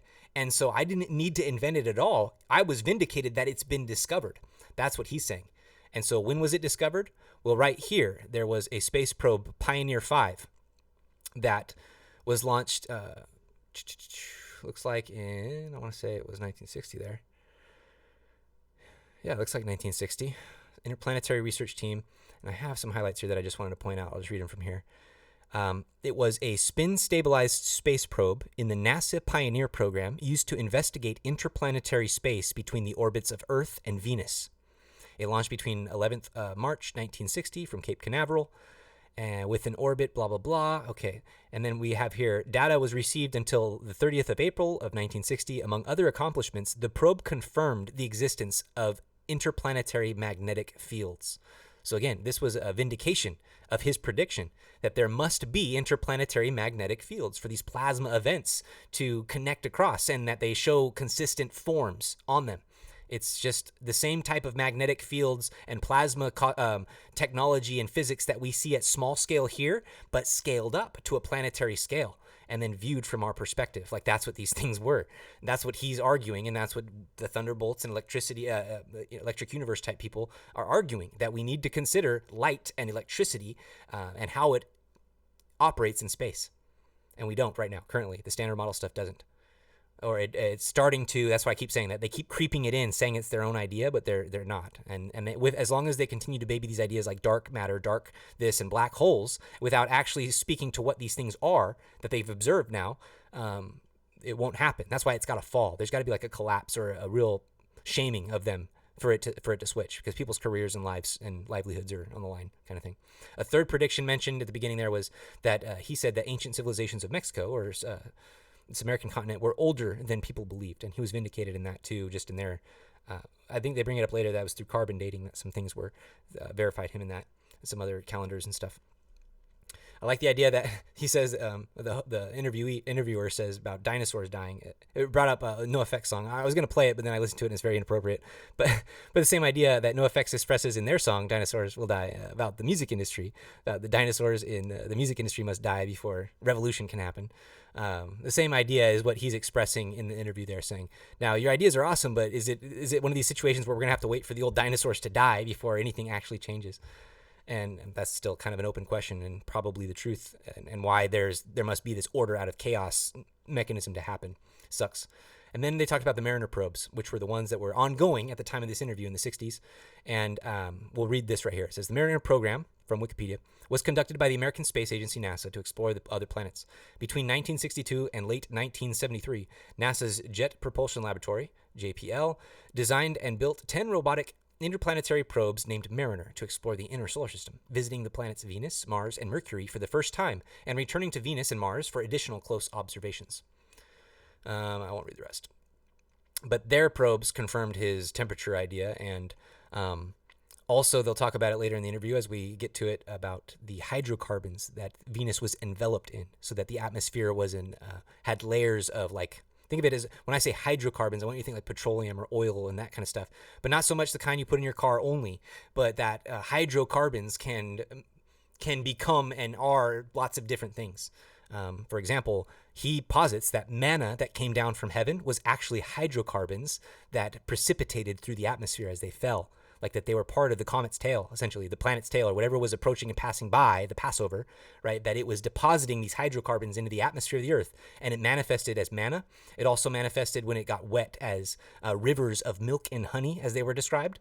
And he describes that in his books as well, that it was like the land was flowing with milk and honey. Well, that it had been washed and cleansed and bathed in this comet dust. And there would be they picked up diamonds on their exodus. The Jewish the Talmud, I think, chronicles that, like that, all kinds of these crazy things that are witnessed in our scriptures and in tradition can be answered and contested with this idea that planets are involved, right? Like that what Velikovsky is saying, why can't we take this seriously and our faith be enhanced? That, wow, God is amazing, and the Lord of all these planets as well. So when they start going into disarray, we have confidence that not only is God going to protect us like he has in our peace, but also when things go crazy, that he's their Lord as well, and they'll obey. So, okay, findings fit Velikovsky's predictions and enhance his idea, read Venus as the agent of exodus and catastrophes. So those like the main theme of worlds in collision. And he says Venus is the main character. Also, what they were just talking about, that the retrograde or reverse motion of Venus, how it orbits, the fact that it spins the opposite direction of other planets is embarrassing for the standard theories of planetary evolution, but it fits perfectly in Velikovsky's paradigm. And it's embarrassing for them because actually all of planetary evolution and the theories that they have, according to the standard model, are weird, because they have to have almost a different theory for each planet. And it doesn't work that way. Like, there doesn't need to be a different theory under Velikovsky or an electric universe or plasma universe type cosmology. So here are the main explanations from the House of the World. I just looked it up too today because I was curious, and these are the ones I think I remember learning about in my astronomy classes at college. So it says there seem to be a few, none are, and here, this is always what they say too, none are accepted by the whole scientific community, right? Because they're all broken and there are huge holes in them. The main ones, though, right now, is that Venus was struck by a large body during its early formation. And this is their answer for a lot of stuff, like Uranus on its side or the other planets and stuff. Oh, it must have been hit by something huge. Oh, big collision. There's no other mechanism to move things other than collision in a gravity-only universe. That's why they're restricted in a lot of their ideas. So now the other idea, second idea here, is the spin axis flipped, as can happen with a gyroscope. And if you haven't seen gyroscope, look up gyroscope movements. That's kind of what they're referring to. But again, this is kind of, they're trying to take away electricity and any answer involving that. Now here's this one. The spin slowed to a standstill and then reversed, caused by the sun's gravity. Here they go throwing this again. The dense atmosphere and friction between core and mantle. Okay, so this is a good idea that, hey, maybe it just started spinning a different way. But then they say it was the gravity. And then, well, this is going to get into a big problem about how did the gravity pull on Venus from the sun while the other planets are spinning the opposite direction? You know, like what's going on there? How can they explain it? And they don't. And that's why none of these are accepted. So the final one seems to be the most recent, being proposed by Alexander Korolov in 2001. Their research seems to imply that the conditions on Venus and its distance for the sun make it a retrograde spin slightly more likely than a forward one, which, again, I'm not buying this on face value whatsoever. I'd read into it or whatever if you want to, but these are the explanations from the House of the World. But again, and I think if you do look into these, that these things would have to happen, like a spin would take millions of years for it to slow and spin or something, or thousands of years, or who knows, I don't know. But this is what I'm saying with this comment here. You extend the time out long enough for anything, and you can explain it away. That's what the idea of having a creation story that's millions of years away, and then evolution to quickly, be the explanation for human development and removing God, essentially, and the witness of everybody that God's involved in creation. Like this is the fight. And this is why I spent so much time talking about uniformitarianism and catastrophism. Most of the time when you get into an argument with somebody about these ideas and they're resistant to it, the crux of the argument is behind a belief in uniformity or uniformitarianism, or if they believe in catastrophism. This is why you need to be well versed in understanding the history of catastrophism and how you can explain it to others. So this is why I'm going to such lengths to do this, to be so labored on these points. Velikovsky was accused of inventing the idea of an interplanetary space. Magnetic field is what I meant. He was accused of inventing the idea that interplanetary space was magnetic because his assertions of the movement of planets and the unusual events of the past required them. Pioneer 5 and the Mariner Project vindicated him of this. Okay. Now, the discussion of Descartes' theory of vortices, turbines, and him being a rightful contender with Newtonian celestial mechanics and gravity. This is what I wanted to bring up. So if you look up the vortex theory of Descartes, here's a little bit of bits that I want to highlight. So René Descartes devised a theory of vortices, and a vortice is, I think of like spinning, a vortex, like spinning material, whatever, which postulated that space was entirely filled with matter in various states whirling about the sun. Hey, I actually agree with that, right? Like everything, there is no space, everything's matter. It's just organized or unorganized kind of thing. Descartes attempted to figure out the enigma of gravity and the necessity of a medium in space for any function to happen, including gravitation. And I believe this as well. This is the light of Christ, or the ether, or, that's the medium. Now, let's see. I just want to jump ahead to some interesting parts in his vortex theory. So, and this picture here is from like one of his models and stuff, that you can see that everything is connected magnetically and through these moving, whirling, shaking, spinning vortexes. It's like string theory before string theory, and without trying to mate it to dark matter cosmology stuff. So this is why Velikovsky's like, yeah, you should be open to exploring these ideas again, because this makes more sense now that we know the interplanetary space is magnetic, kind of as he was suggesting. So planets move around the sun because they are swept around by whirlpools of subtle matter filling all space. Similar models could be constructed to account for all phenomena. The Cartesian matter and motion will go on endlessly propelled by nature. And that's, again, kind of a point for what we believe in terms of there is no end to creation and the movement of celestial matter kind of thing. Like it's a force that moves upward and onward. He assumed that the universe is filled with matter. Again, so these are just the points that I wanted to highlight for the most point in his vortex theory. I'm not well versed enough on it to get into the nitty gritty, and it really doesn't matter to me, to be honest. But to hear Velikovsky and the interviewer here talking about it so openly, it made me want to look into it a bit, and it's cool how it just fits into this picture of a magnetic electric universe. Okay, there was discussion on whether or not Velikovsky should have released Earth in Upheaval before Worlds in Collision. Earth in Upheaval has geological and more scholarly sources, and perhaps the backlash would have been different. That's the argument for the people that wanted him to release that beforehand. Astronomers refused to revisit their foundations, and this is the big reason why Shapley and others were so upset at him, is that he was like totally changing the foundation of astronomy in terms of gravity not being the only force to move the planets. It's a big change for astronomers. We are asked to swear on the Bible, he says, but we are asked not to believe it. Oh, we didn't get to that point yet. So let's actually, we'll watch a little more, and then we'll come back and read the rest of the notes. I saw the sentence. In that great debate or contest, Descartes was a loser, because these worlds, these vortices that he described, these particles of matter or of ether that fill the universe, they are not there. Nobody found them. Nobody discovered them. So it was an empty universe in which the celestial bodies, in complete peace and eventfully, travel for eons. So that's where he's pitting the two contrasting ideas between Descartes and the prevailing ideas of the day. That they're saying that the universe, the sun, the stars, the planets, they're all like islands isolated on space, and there's vast vacuums of emptiness in between them. And what Descartes was saying was that, no, everything's filled with matter and everything's bumping up against each other. Think of it that way. And that's what Velikovsky is honing in on right here with his explanation. He's saying, think how silly they are to think that everything was separated and isolated, that there were islands out in space. He's like, no, everything is connected magnetically, and I've been vindicated. And we know that now. Just think of James Webb Telescope and the images coming back there. They're showing everything's magnetically, in these fields and filaments and stuff. Like, it's all connected. It's cellular. It's organized like an organ.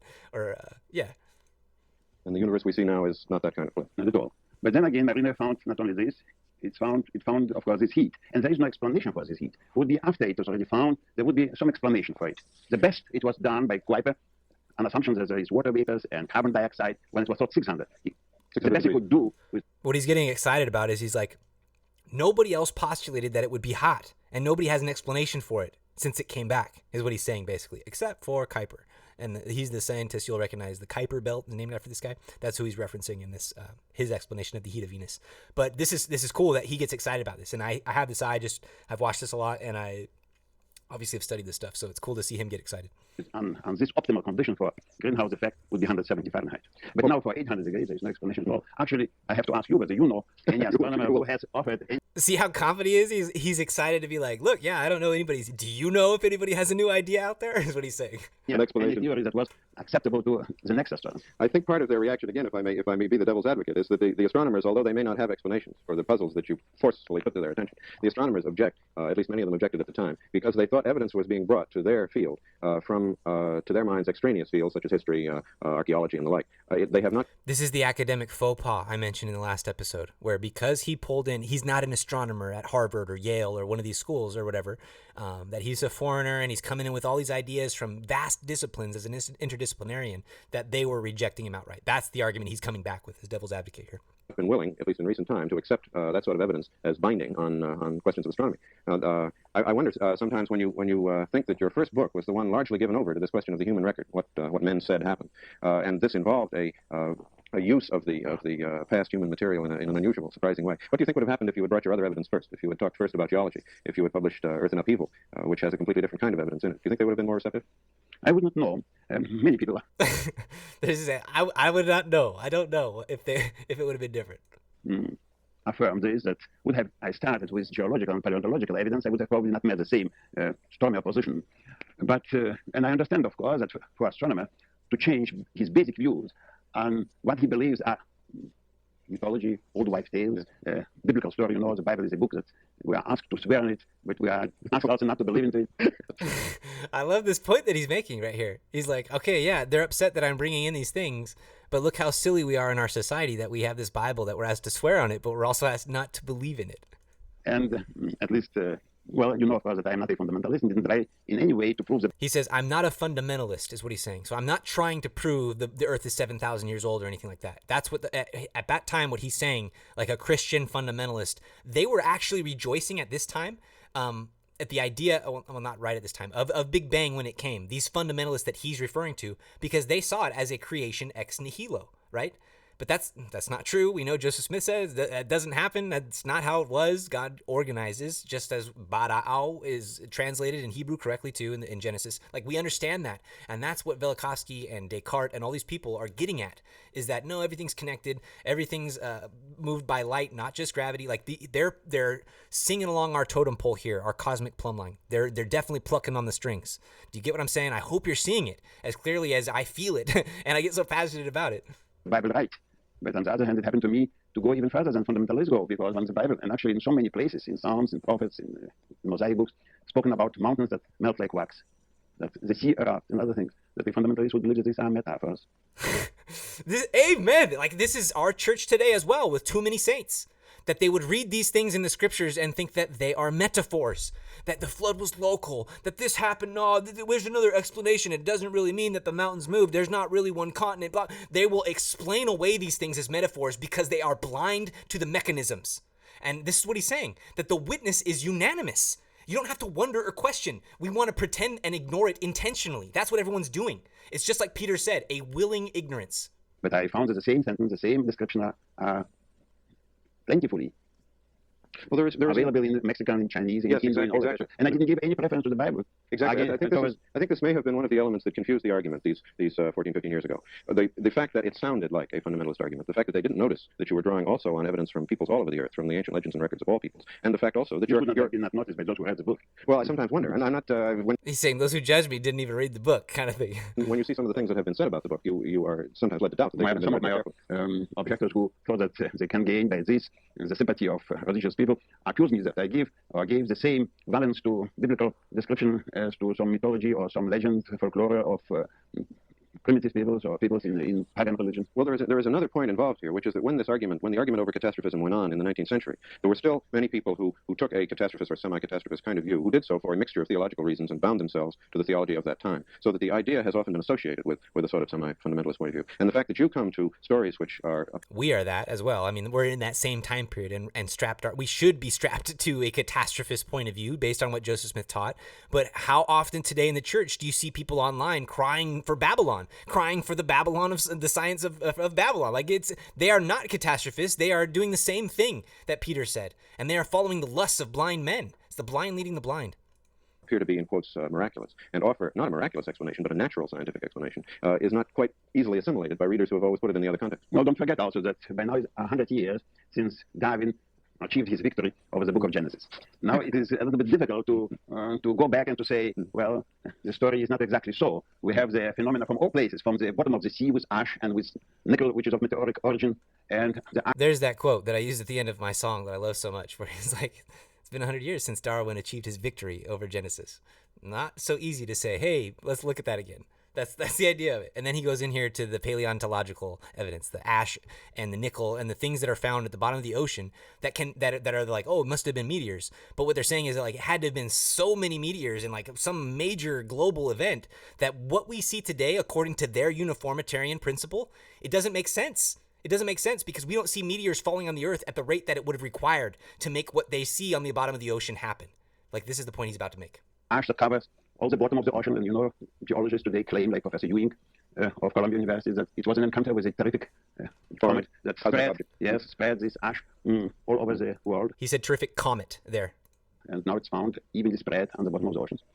And you have now the accepted view, which was not accepted only 10 or 5 years ago, that the terrestrial axis moved. The terrestrial axis moved. That's what he's talking about. Pole flip, pole moving, like the earth tilting, rolling over on its side. This is that conversation where it goes into. Paleomagnetism proves that terrestrial axis, that magnetic axis, and possibly like Hunter and others of Manchester claim that the Earth turned over. We know now from observation of Professor Danjon, director of Paris Observatory, that flares on the sun may influence the speed of rotation of the... He's saying flares of the suns may influence the rotation or speed of the Earth. Yes. And in an electric plasma universe, this is totally, yes. This is what we're seeing. Yes, and there were sudden changes. Only very recently we read even that Jupiter was subjected to strong changes, and this also confirmed one of the latest of my points you had made. Yeah. Isn't it strikingly true that the scientists who are willing to talk about these disturbances, about a change in the terrestrial axis, a change in the magnetic field of the Earth, that they are willing to talk about them provided they are put very far back in history? They are willing to talk about distortion of the Earth's crust, provided... Well, this is a psychological problem. You see, we generally don't like to know that we are traveling. So now he goes into the psychological response. This is... So he's explaining, why does everybody not want to address this? On a accident-prone planet. You of course understand that I cut him off. He says people don't want to believe that they're on an accident-prone planet. Like Shapley. Shapley wanted everything to be working perfect, like clockwork, that there would be no big catastrophes or the Earth, we would be in peril, but we are man and we are superior and we are in charge. Like that's the idea people want. And so it's uncomfortable to look at these things is kind of where he's going with this first. So sorry, I interrupt him. Not a prophet of doom, just the other way around. I believe that we are now, if the man himself will not be the cause of his destruction, we are now in a settled solar system for eons to come. But in the past, that's where I disagree. There were, in human memory, these very events that by reconstruction of which I could put all those claims, what you call predictions, that now, like Professor Barton, Professor Morse, and others writing to Science and others claim for me these predictions, an unusual prediction, because it was not a thing that could be accepted, could be put into accepted scheme. Venus is hot. When it's calculated, only 17, and it's 100 degrees hot. Venus is covered by hydrocarbons. 4 years before the publication of my book, I approached the director of Harvard College Observatory asking that spectral analysis should be performed on Venus. And he directed me to Professor Adams, director of Mount Wilson Observatory in California, in Palomar, and to Professor Wilt, still alive, at Yale. And I put before them this my request. explain that this is a crucial test. And then understand, please, Venus He's saying he wanted to put a test to certain scientists about Venus that the surface or that the atmosphere would be layered or enveloped in hydrocarbons, as we brought up before. So this is what he's talking about, that he went to go ask them to look into it. is the last link in the theory. If there were catastrophes and in historical times and caused by extraterrestrial agent, and the agent was a protoplanet Venus, and now I can say what Venus is like, that it is hot, that it is wrapped in a envelope of hydrocarbons. This I claimed on the basis of the historical record. Yes. And So that's what he's saying. He posited all these things, that it was hot, that it was recently born, that it had this layer of hydrocarbons, that it, like, all of that he claimed before it was even like a guess that anybody could say. Because what? Because of the historical records. And then he was vindicated. And I asked this to be performed, and I got the answers. This was summer 46, 4 years before the publication. There are no hydrocarbons on Venus. And this is even crazier, what he's saying right here. He's saying he got an answer to his question about the hydrocarbons, that there weren't any before he published his book. And he's going to go on to say that he published it anyways. He was so confident in the written history. And then later he was vindicated. They tried to throw him off basically by saying no. And then they were proven wrong. So it's an interesting story that he's throwing in here. Just another wrench, like things he's had to go through, or I can imagine like how that might feel if you're writing this idea and you're so convinced that there must be hydrocarbons on Venus based on what everybody is saying in the witness, the collective witness of different cultures, disparate cultures that couldn't have colluded to create a narrative, right? That's the idea behind doing a comparative mythology integration of this stuff, or a comparative history analysis. This is what he's doing. So I listen to what he says here. In writing, and I was so firm in my belief that I did not blunder in the interpretation of historical sources that I put in my book. There must be an envelope of hydrocarbons. And then when in February... so big middle finger to the people that told him, no, there's no envelope of hydrocarbons. He still put it in the book anyways, is what he's saying. 63, 2 months after the Mariner passing... Point. Yes, then the report was given out, and it was hydrocarbons, tests and gases, exactly as I claimed. The embarrassment here for science. So then Mariner probe comes back years after his book is published, like they're saying, just recently, and right before this interview. And guess what?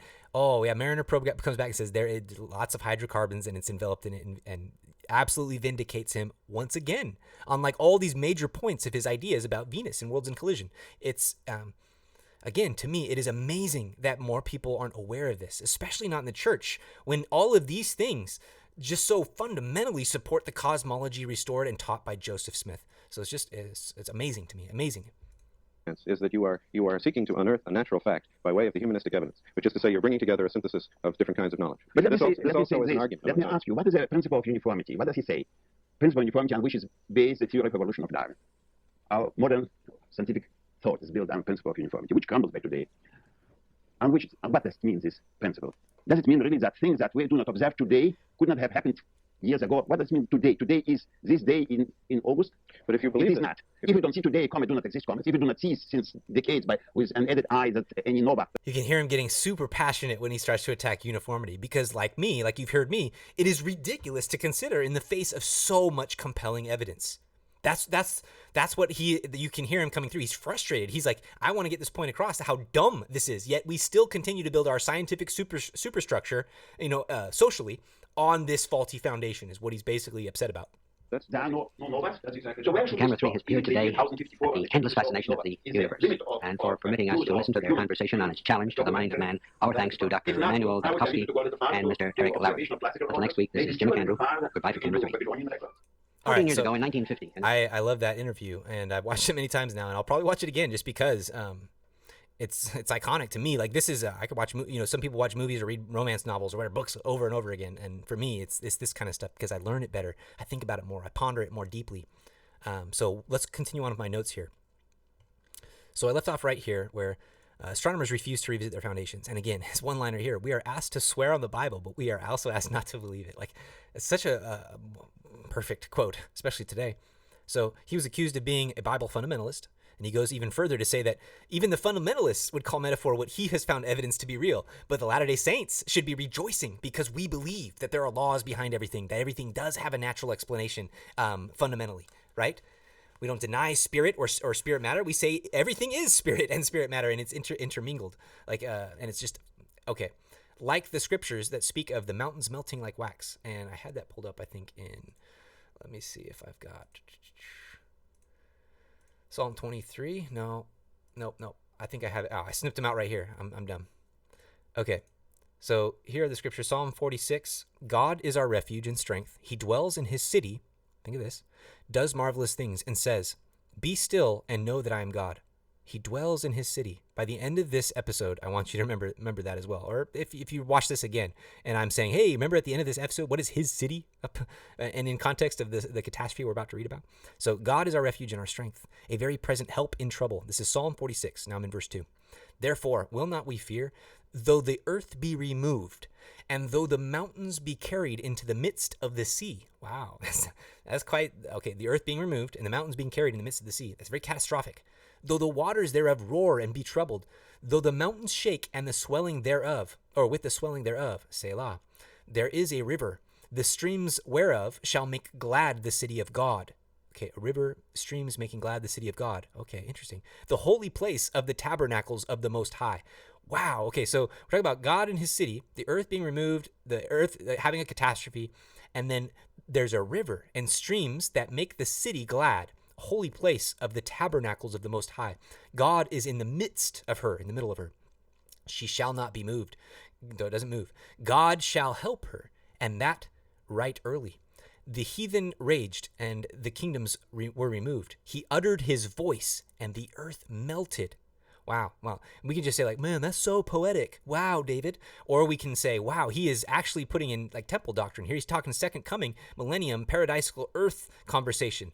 And we will see at the end that all of this language here, everything I've highlighted, from the city being made glad by rivers and streams, we'll see that there were four, and they were the four rivers of Eden. And you'll remember this. There's four rivers and streams that feed the garden, the city of heaven. And this is where he dwells in the midst, and it doesn't be moved. So the middle doesn't move, and everything revolves around it. Okay? And the earth is melted, so we have fire and lightning. All right, all of this is consistent in a restored cosmism point of view that we're going to explore. Psalms 97, the Lord reigns in millennial glory. So here we go, talking about the millennium again. The hills melt at his presence. Those who love the Lord hate evil. So this is, again, I'm pointing directly to what Velikovsky was referring to, that the fundamentalist Christians and even a lot of Latter-day Saints who believe in those things, they deny all these things as metaphor. But we're saying there's a real mechanism, and the Lord has promised that it's going to happen again right here before his second coming and the establishment of the millennium. The Lord reigneth. Let the earth rejoice. Let the multitude of isles be glad thereof. Clouds and darkness are round about him. What? I thought he's like all light and stuff. But if we're talking about his body and vehicle and agent that's causing these changes of melting hills and things that is coming at his presence, well, yeah, there would be a veil, like we're talking about with Phoenix, a cometary tail that would induce darkness from the sun and turn the moon red, and all of these signs of the times that we are familiar with. Righteousness and judgment are the habitation of his throne. Interesting. The habitation of his throne. Righteousness and judgment. These are actually two pillars. Righteousness and judgment, like Yachin and Boaz, almost, right, are the habitation of his throne. And we'll see these. A fire goeth before him and burneth up his enemies round about. So a stream of fire goes before him and burns his enemies round about. Roundabout I like as well, because it gives this idea of a vortex, of a swirling fire. Okay, so I think of that. Think about as well in the Book of Mormon when they're encircled by flame. There's a circle or a pillar of fire. Or when Lehi has his vision, a pillar, a circle of fire comes down. Or when Elijah's having a sacrifice battle with Baal and a pillar of fire comes down, a circle of fire encircles about things. So the circular vortex motion of fire, right, that we're talking about, this current motion. His lightnings enlightened the earth, or the world. The earth saw and trembled. Wow, I like this. Lightnings enlightened, and the earth saw.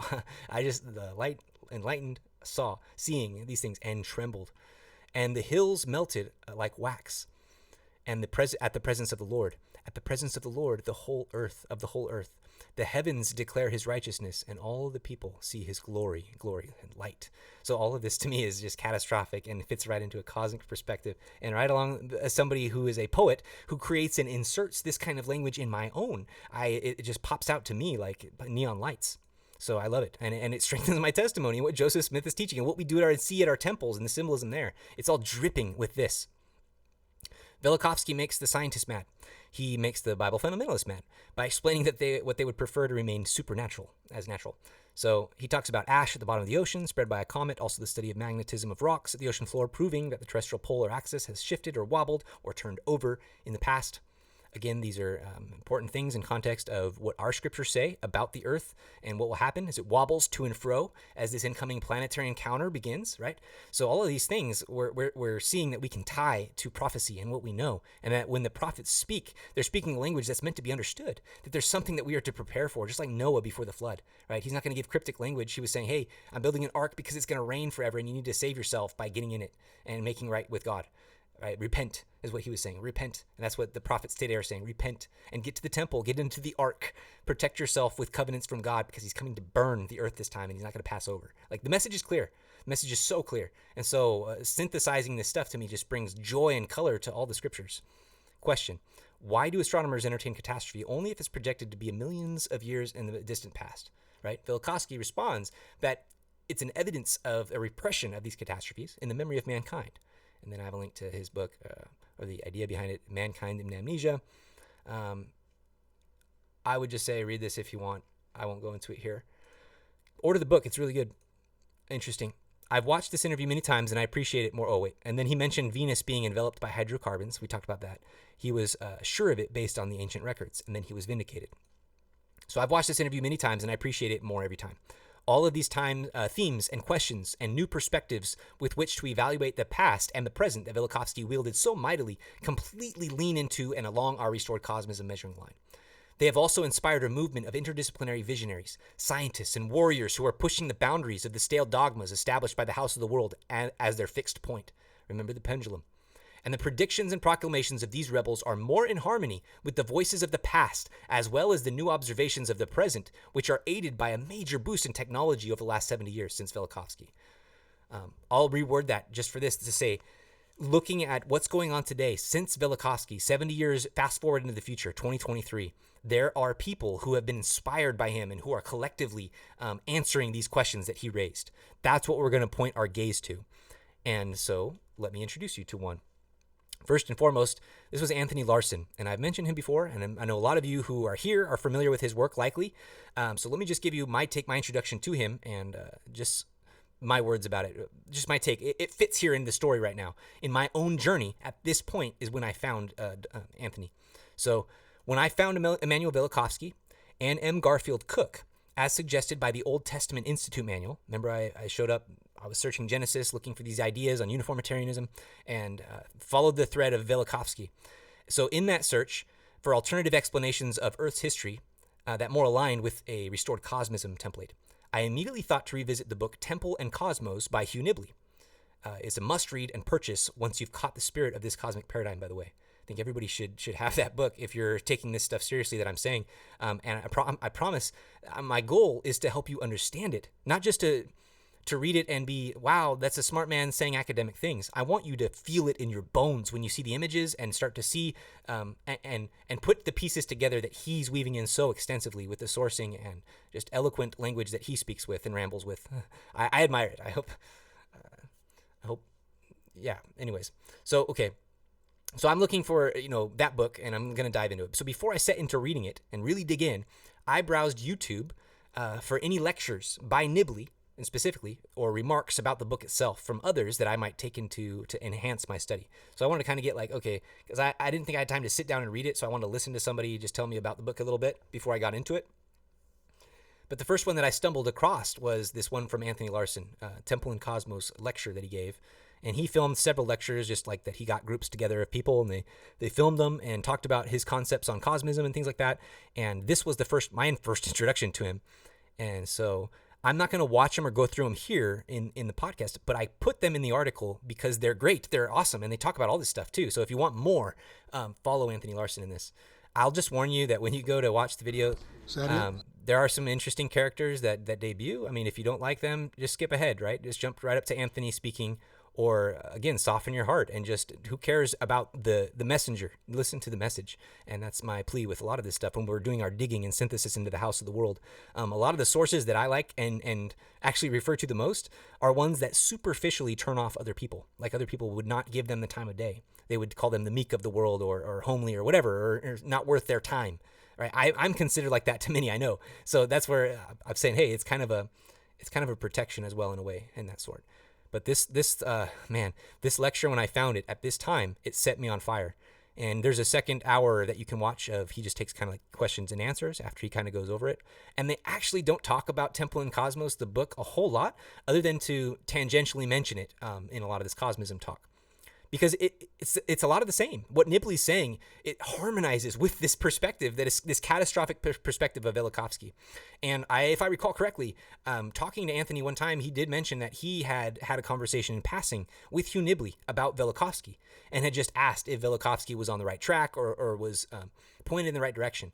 And Nibley himself said that he was, but that he could have used better sources, I think was his critique, was that he got destroyed on the sources he used by the academic community, where Nibley was a man who understood sourcing and what the academics wanted and could play the game a bit more. I think Velikovsky was just like a battering ram. He was a giant cannonball, whereas Velikovsky is more of a tactical agent for the Lord and had a more specific mission, not to blow everything up or draw too much attention like Velikovsky did. Okay, so enough of that.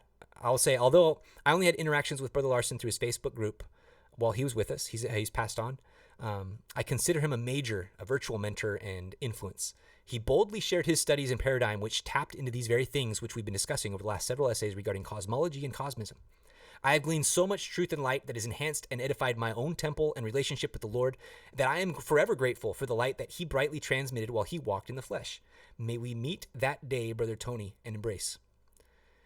He has a lot of content for you to explore and study, and we'll explore a lot of it together here as well in one way or another. I recommend you purchase his books called the Prophecy Trilogy. It's a good starting point. They're very easy to read. They're not like Nibley at all. Don't be scared. I think that's the point, is that Anthony's like a bridge, a really good bridge. So start with these books, and again, not everything I would say in like the later books you might agree with. That's fine, but just especially the first book, And the Moon Shall Turn to Blood. Start with that, and I'm sure you'll want to purchase the rest. And they're pretty cheap. I give them away to people as kind of like a starter to introduce this topic, to see if they're actually interested, because I don't want to be the one always carrying the conversation. I want to see that people are willing to do the homework themselves as well. And I want to train people to do that, to give you the tools and the ability to educate yourself in these things the right way.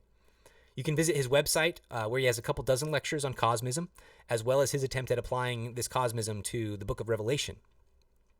Each of his classes are about an hour long, and it's kind of like designed like a semester for college. And those you do have to pay for, his different lectures on his website.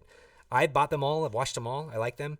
Again, some of the Revelation stuff, just because he omits a lot of the political aspects of prophecy, that's where I have a big disagreement with him on that kind of stuff. But they're really good in terms of identifying the symbolism. And if you really want to understand the symbolism of the book of Revelation and how it pertains to these cosmic ideas of a planetary configuration or a polar configuration, that these are spot on. They're definitely worth it.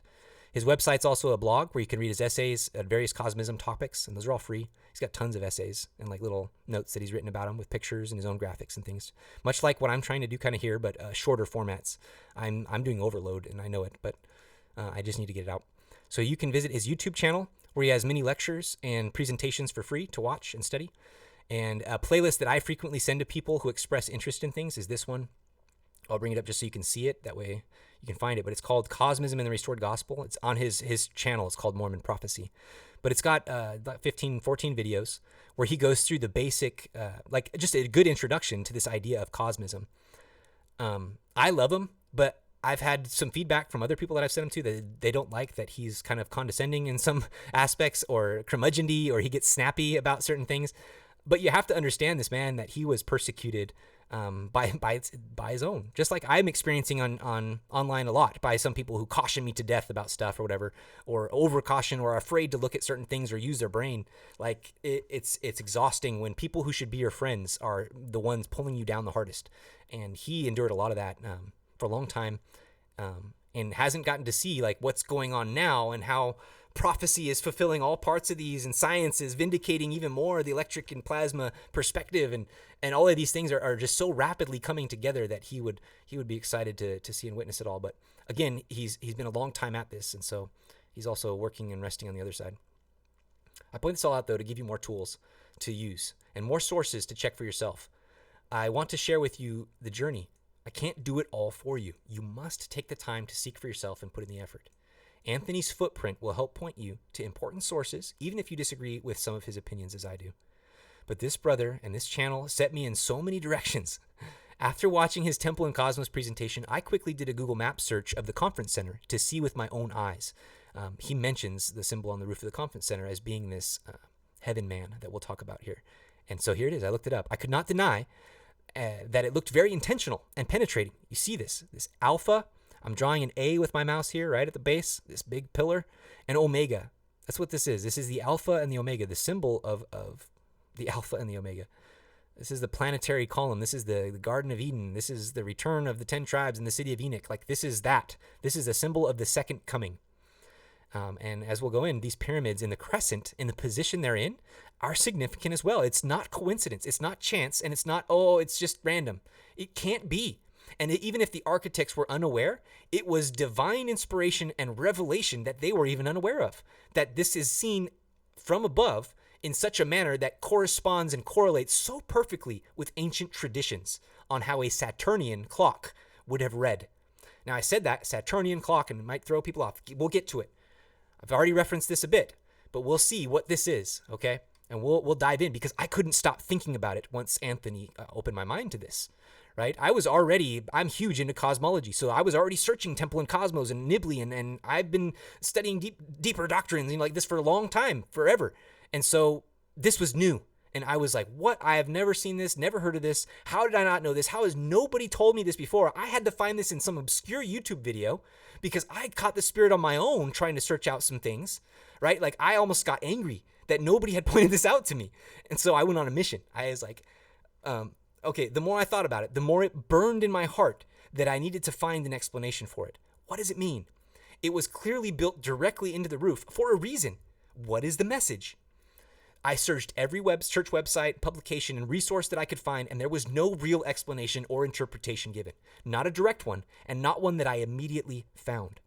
And I'll interlude here because I didn't actually include it in the article. But later, I studied I've studied every conference talk that happened in the dedication year of the conference center, year 2000. Go figure. It was dedicated and consecrated in the year 2000, and President Hinckley and everybody else points to this building being a visionary fulfillment, that it was a revelation, that they didn't understand it and they didn't even know how it would be built, but they started finding documents from previous prophets like Brigham Young and others who had visioned or had seen this building in vision with the garden on the roof and everything the exact way that it is. So this had been seen beforehand by people in vision. It was built by modern prophets, not necessarily knowing that, but finding it out later. Like, to me, again, this building is revelation. This building is a witness that the Church of Jesus Christ of Latter-day Saints is true, that revelation is active right now, and they don't need to be out on the pulpit in general conference talking about these things. You need to understand that.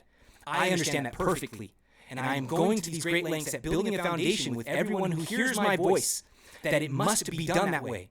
And they will not come out right and talk about these things. They don't need to. They must not. This is the meat. This is the mystery. This is not for everyone.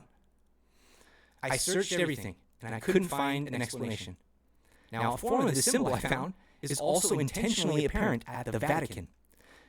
With St. Peter's Basilica, right here at the bottom, a cross. It's an upside-down cross, because Peter was crucified upside down, right? Well, this upside-down cross is at the base, or the entry to the pearly gate, or this heaven, this stairway to heaven that goes to the heavenly abode, the circle above, the alpha and the omega, the same symbolism with an obelisk in the center, right? Okay, this was crazy. I started seeing this, and I was like, all right, there's more to this. There's got to be more to this. This is something deeper. As you ponder and meditate on these shapes and their meaning. Also, I looked into this as well. This is the new basilica and foundation. It was built in about the 1600s. The old basilica was built 326 to 1505, but had a similar layout. So they stayed true to the general form. So this is pretty old and ancient. I would gather to guess that they know how to build things and understand building sacred spaces based on the records they don't necessarily have public for everybody too. A lot of plain and precious things like that being left out of our understanding. So as you ponder and meditate on these shapes and their meanings, and as we will begin to dive further into an eternal perspective on symbolism, you will begin to see these symbols and their power manifested everywhere. These are two images from inside of the basilica, St. Peter's Basilica. This is a throne room. This is the throne of God, and you will recognize this archway, these twin pillars, the throne, the stairway, the pedestal. All of these are archetypal throne of God, vision of heaven symbolism. Okay. This right here, the pine cone, this holy lotus flower is really what it is, with the peacocks on the side. As we get to the end of this video, you will come back and see how significant these symbols in the positions they are, that they all witness of this occult underground tradition of history that has nothing to do with uniformitarianism and Harlow Shapley and all these people that everybody idolizes today. No, not at all. So these types of symbols and their presentation will find fantastic new meaning as you begin to seek an understanding of cosmism. Consider also the Joseph Smith monument for his birthplace. Right? This is the house he was born in, and this is the monument that's built there. It's also the same pillar, God shape. This is what we'll come to find it. It's the throne, stairway, Jacob's ladder, the rope of heaven, the iron rod, the tree of life. This is it all, the Alpha and the Omega. And there's even a crescent here. There's 3 divisions. There's intentional. It's got the 2 legs. It's got the obelisk. It's got the squared circle. It's got different layers of flowers in the middle here. It looks like it's an 8-point even with 2 squares the flowers are making. Like this is typical. It's the same symbol. This, and this are the same. While these 3 overhead examples may not look exactly alike to some immediately, the underlying archetypes or shapes and forms and their positioning are the keys to parse and compare. This keyhole type symbol, because it looks like a keyhole, can appear in many shapes and forms today because it is primordial, meaning beginning, the creation. It's before things. Our spirits remember it, and we long for it to return home to how things were before the fall. Pardon me. And it takes a true initiation into taking symbolism and the temple and the gospel seriously to really see it. A real conversion of heart, a desire that says, I don't want to find the symbols being presented at the temple to be, to me, as merely curious or interesting. I want to know what God is telling me. That's what's burning inside of me. That it still continues. Like that's what this is. This whole drive is, and I keep finding answers, guys. That's why the Lord has said, go back and leave some breadcrumbs. Let people know how you got here. Leave a trail. And once you do that, and you have other people looking in other directions that you're not willing to look, Leland, well, then maybe I'll answer these questions. But let's go. Let's go. Like that's how I feel. Note, when I first found Anthony, I was very cautious and suspicious of potential like priestcrafts or some manipulative pyramid scheme, like many saints these days are prone to fall into. And when you go looking for alternative ideas, well, you find them. This is why I have learned to seek and learn and study in the way that I am presenting to you, with a plumb line fixed to the doctrine of Jesus Christ and the current prophets of his church. I reject any and all things that anyone else may say that contradict my foundation in the Lord and my dedication to building up his kingdom. There are some ideas of Anthony's that I absolutely do not share with him.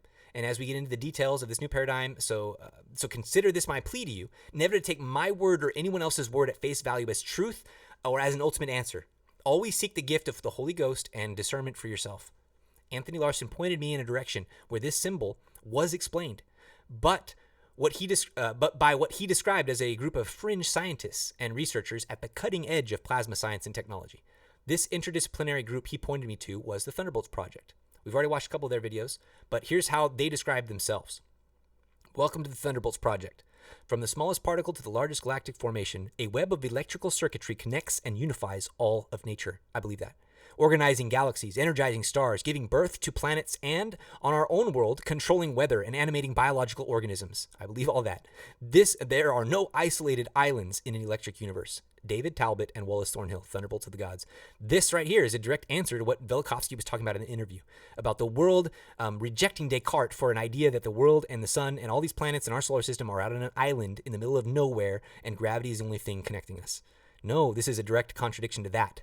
This is a fulfilling, filling out, a supporting the foundation with light. That's what this is. The Thunderbolts Project is the collaborative voice of the Electric Universe movement, established in 2004. So get this. Wrap your brain around this. This is that new, internet new, okay? So I don't want to hear old people in the church saying like, well, this is a stupid idea. I never heard that thing. Nobody ever talked about that before. Why is nobody talking about that? Well, because in the modern Gentile world, it is brand new. So if you're on top of your game and understand doctrine, you're looking at what the cutting edge of the Gentile world is, well, we should be able to connect the dots and see people breaking through the matrix, people that are finding truth despite the obvious deception by our social overlords.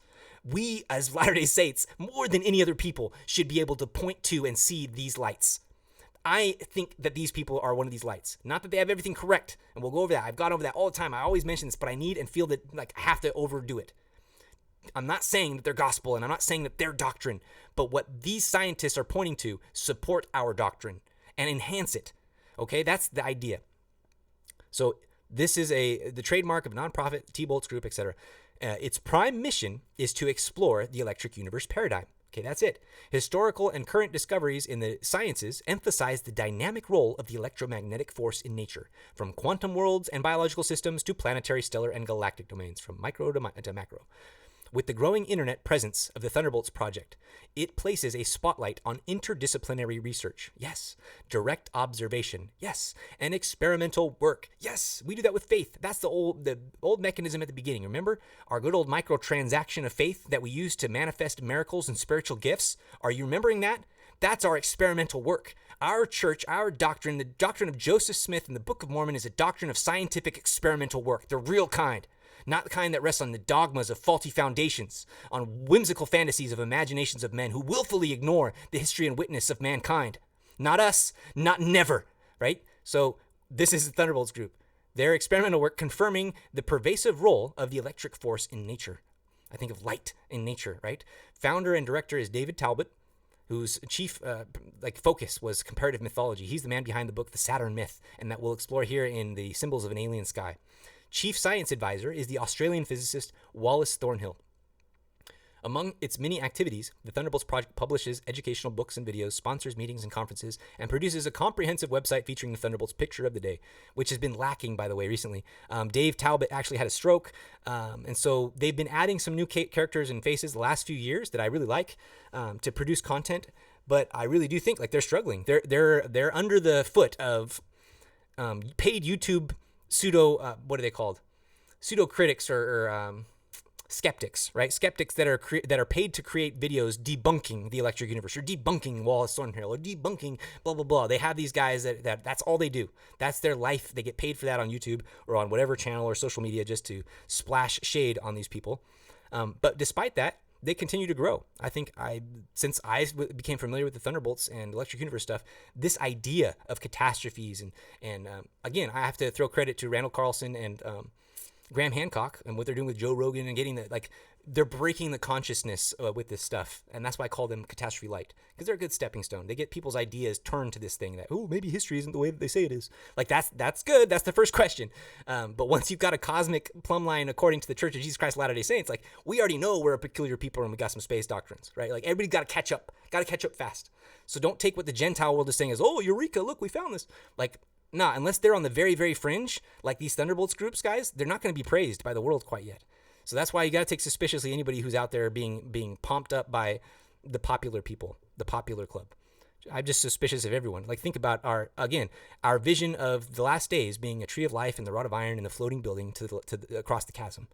This is the floating building across the chasm that we're trying to find light coming from, or those who are trying to escape the frozen, like they're in the spacious field, right, in the mist, looking for truth and light and bumping up against the rod at a lot of chances. We need to gather those people to the rod. Like that's what I feel like these guys are. They're that look. They're not so much in the building. They're trying to pull people out. All right, that was a weird metaphor, but where did I leave off? Picture of the day, the essential guide to the electric universe, public format, blah blah blah. Oh, I will say this. I used to, and in my Twitter threads, most people like. I have a thread that says like top 5 books to start understanding cosmism. I have Dave Talbot's The Saturn Myth there. It's a hard to find book. It's like $100 to buy a reprint of it. And there's no guarantee that all the pictures are even in it like it should be. So like, that's not the greatest book to start with actually anymore. And even he doesn't like to recommend it right away because his ideas from that book have evolved, like his conclusions. I don't use it so much for his conclusions, but for the evidence and the sources of all the different mythologies and things that he pulls together about Saturn. Like that's where it's useful to me to see the unified message across cultures. I don't care so much about his ideas and reconstruction necessarily, although I mean I do, but it doesn't matter as much as the underlying sources or the unified message of the ancestors. So like, but there are 2 books from the Thunderbolts Project, one called The Thunderbolts of the Gods, produced by both David Talbot and Wallace Thornhill, and one called The Electric Universe. One explores this more mythological take of human history, kind of the message like Worlds in Collision, the human record message first, and then The Electric Universe book is like the Earth in Upheaval of Velikovsky. It's the scientific explanation for a lot of how these things got to happen. So those would be the two books I would say, like, if you want to really dive into Electric Universe before we do, and you want to get a head start, get those two books. They're called The Thunderbolts of the Gods and The Electric Universe. They're put out by the Thunderbolts groups. So yeah, that would be good. Good way to like get an understanding of what these guys are about.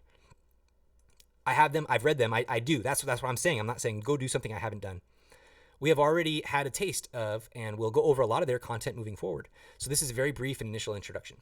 Feel free to visit their website, subscribe to their YouTube channel. Like I said, they've got so many videos and playlists. They do awesome stuff. So just follow them. They'll also put videos out that make current commentary on observations and things that are coming back from like James Webb Telescope and changing in cosmology and stuff like that. So it's really cool. For me as an interdisciplinarian, they're like my homies. They're my crew. For the last half of this essay or episode, and in fact, I'm going to stop this one at this point. We'll end this as a part 1. And then I will release part 2 will be the second half, where we are going to watch this first documentary of the Thunderbolts project called Symbols of an Alien Sky. It is a fire hose of symbols and information that all relate to that symbol on the roof of the conference center, so you don't want to miss this. It's going to help put this in context, and we'll have a real clear picture of what we're working with moving forward once we get that. So without further ado, I'm going to stop this here. We'll hit the music on the exit. If you don't have time now, that's awesome. If you do, wait a bit, and part 2 will be out shortly. We'll see you then.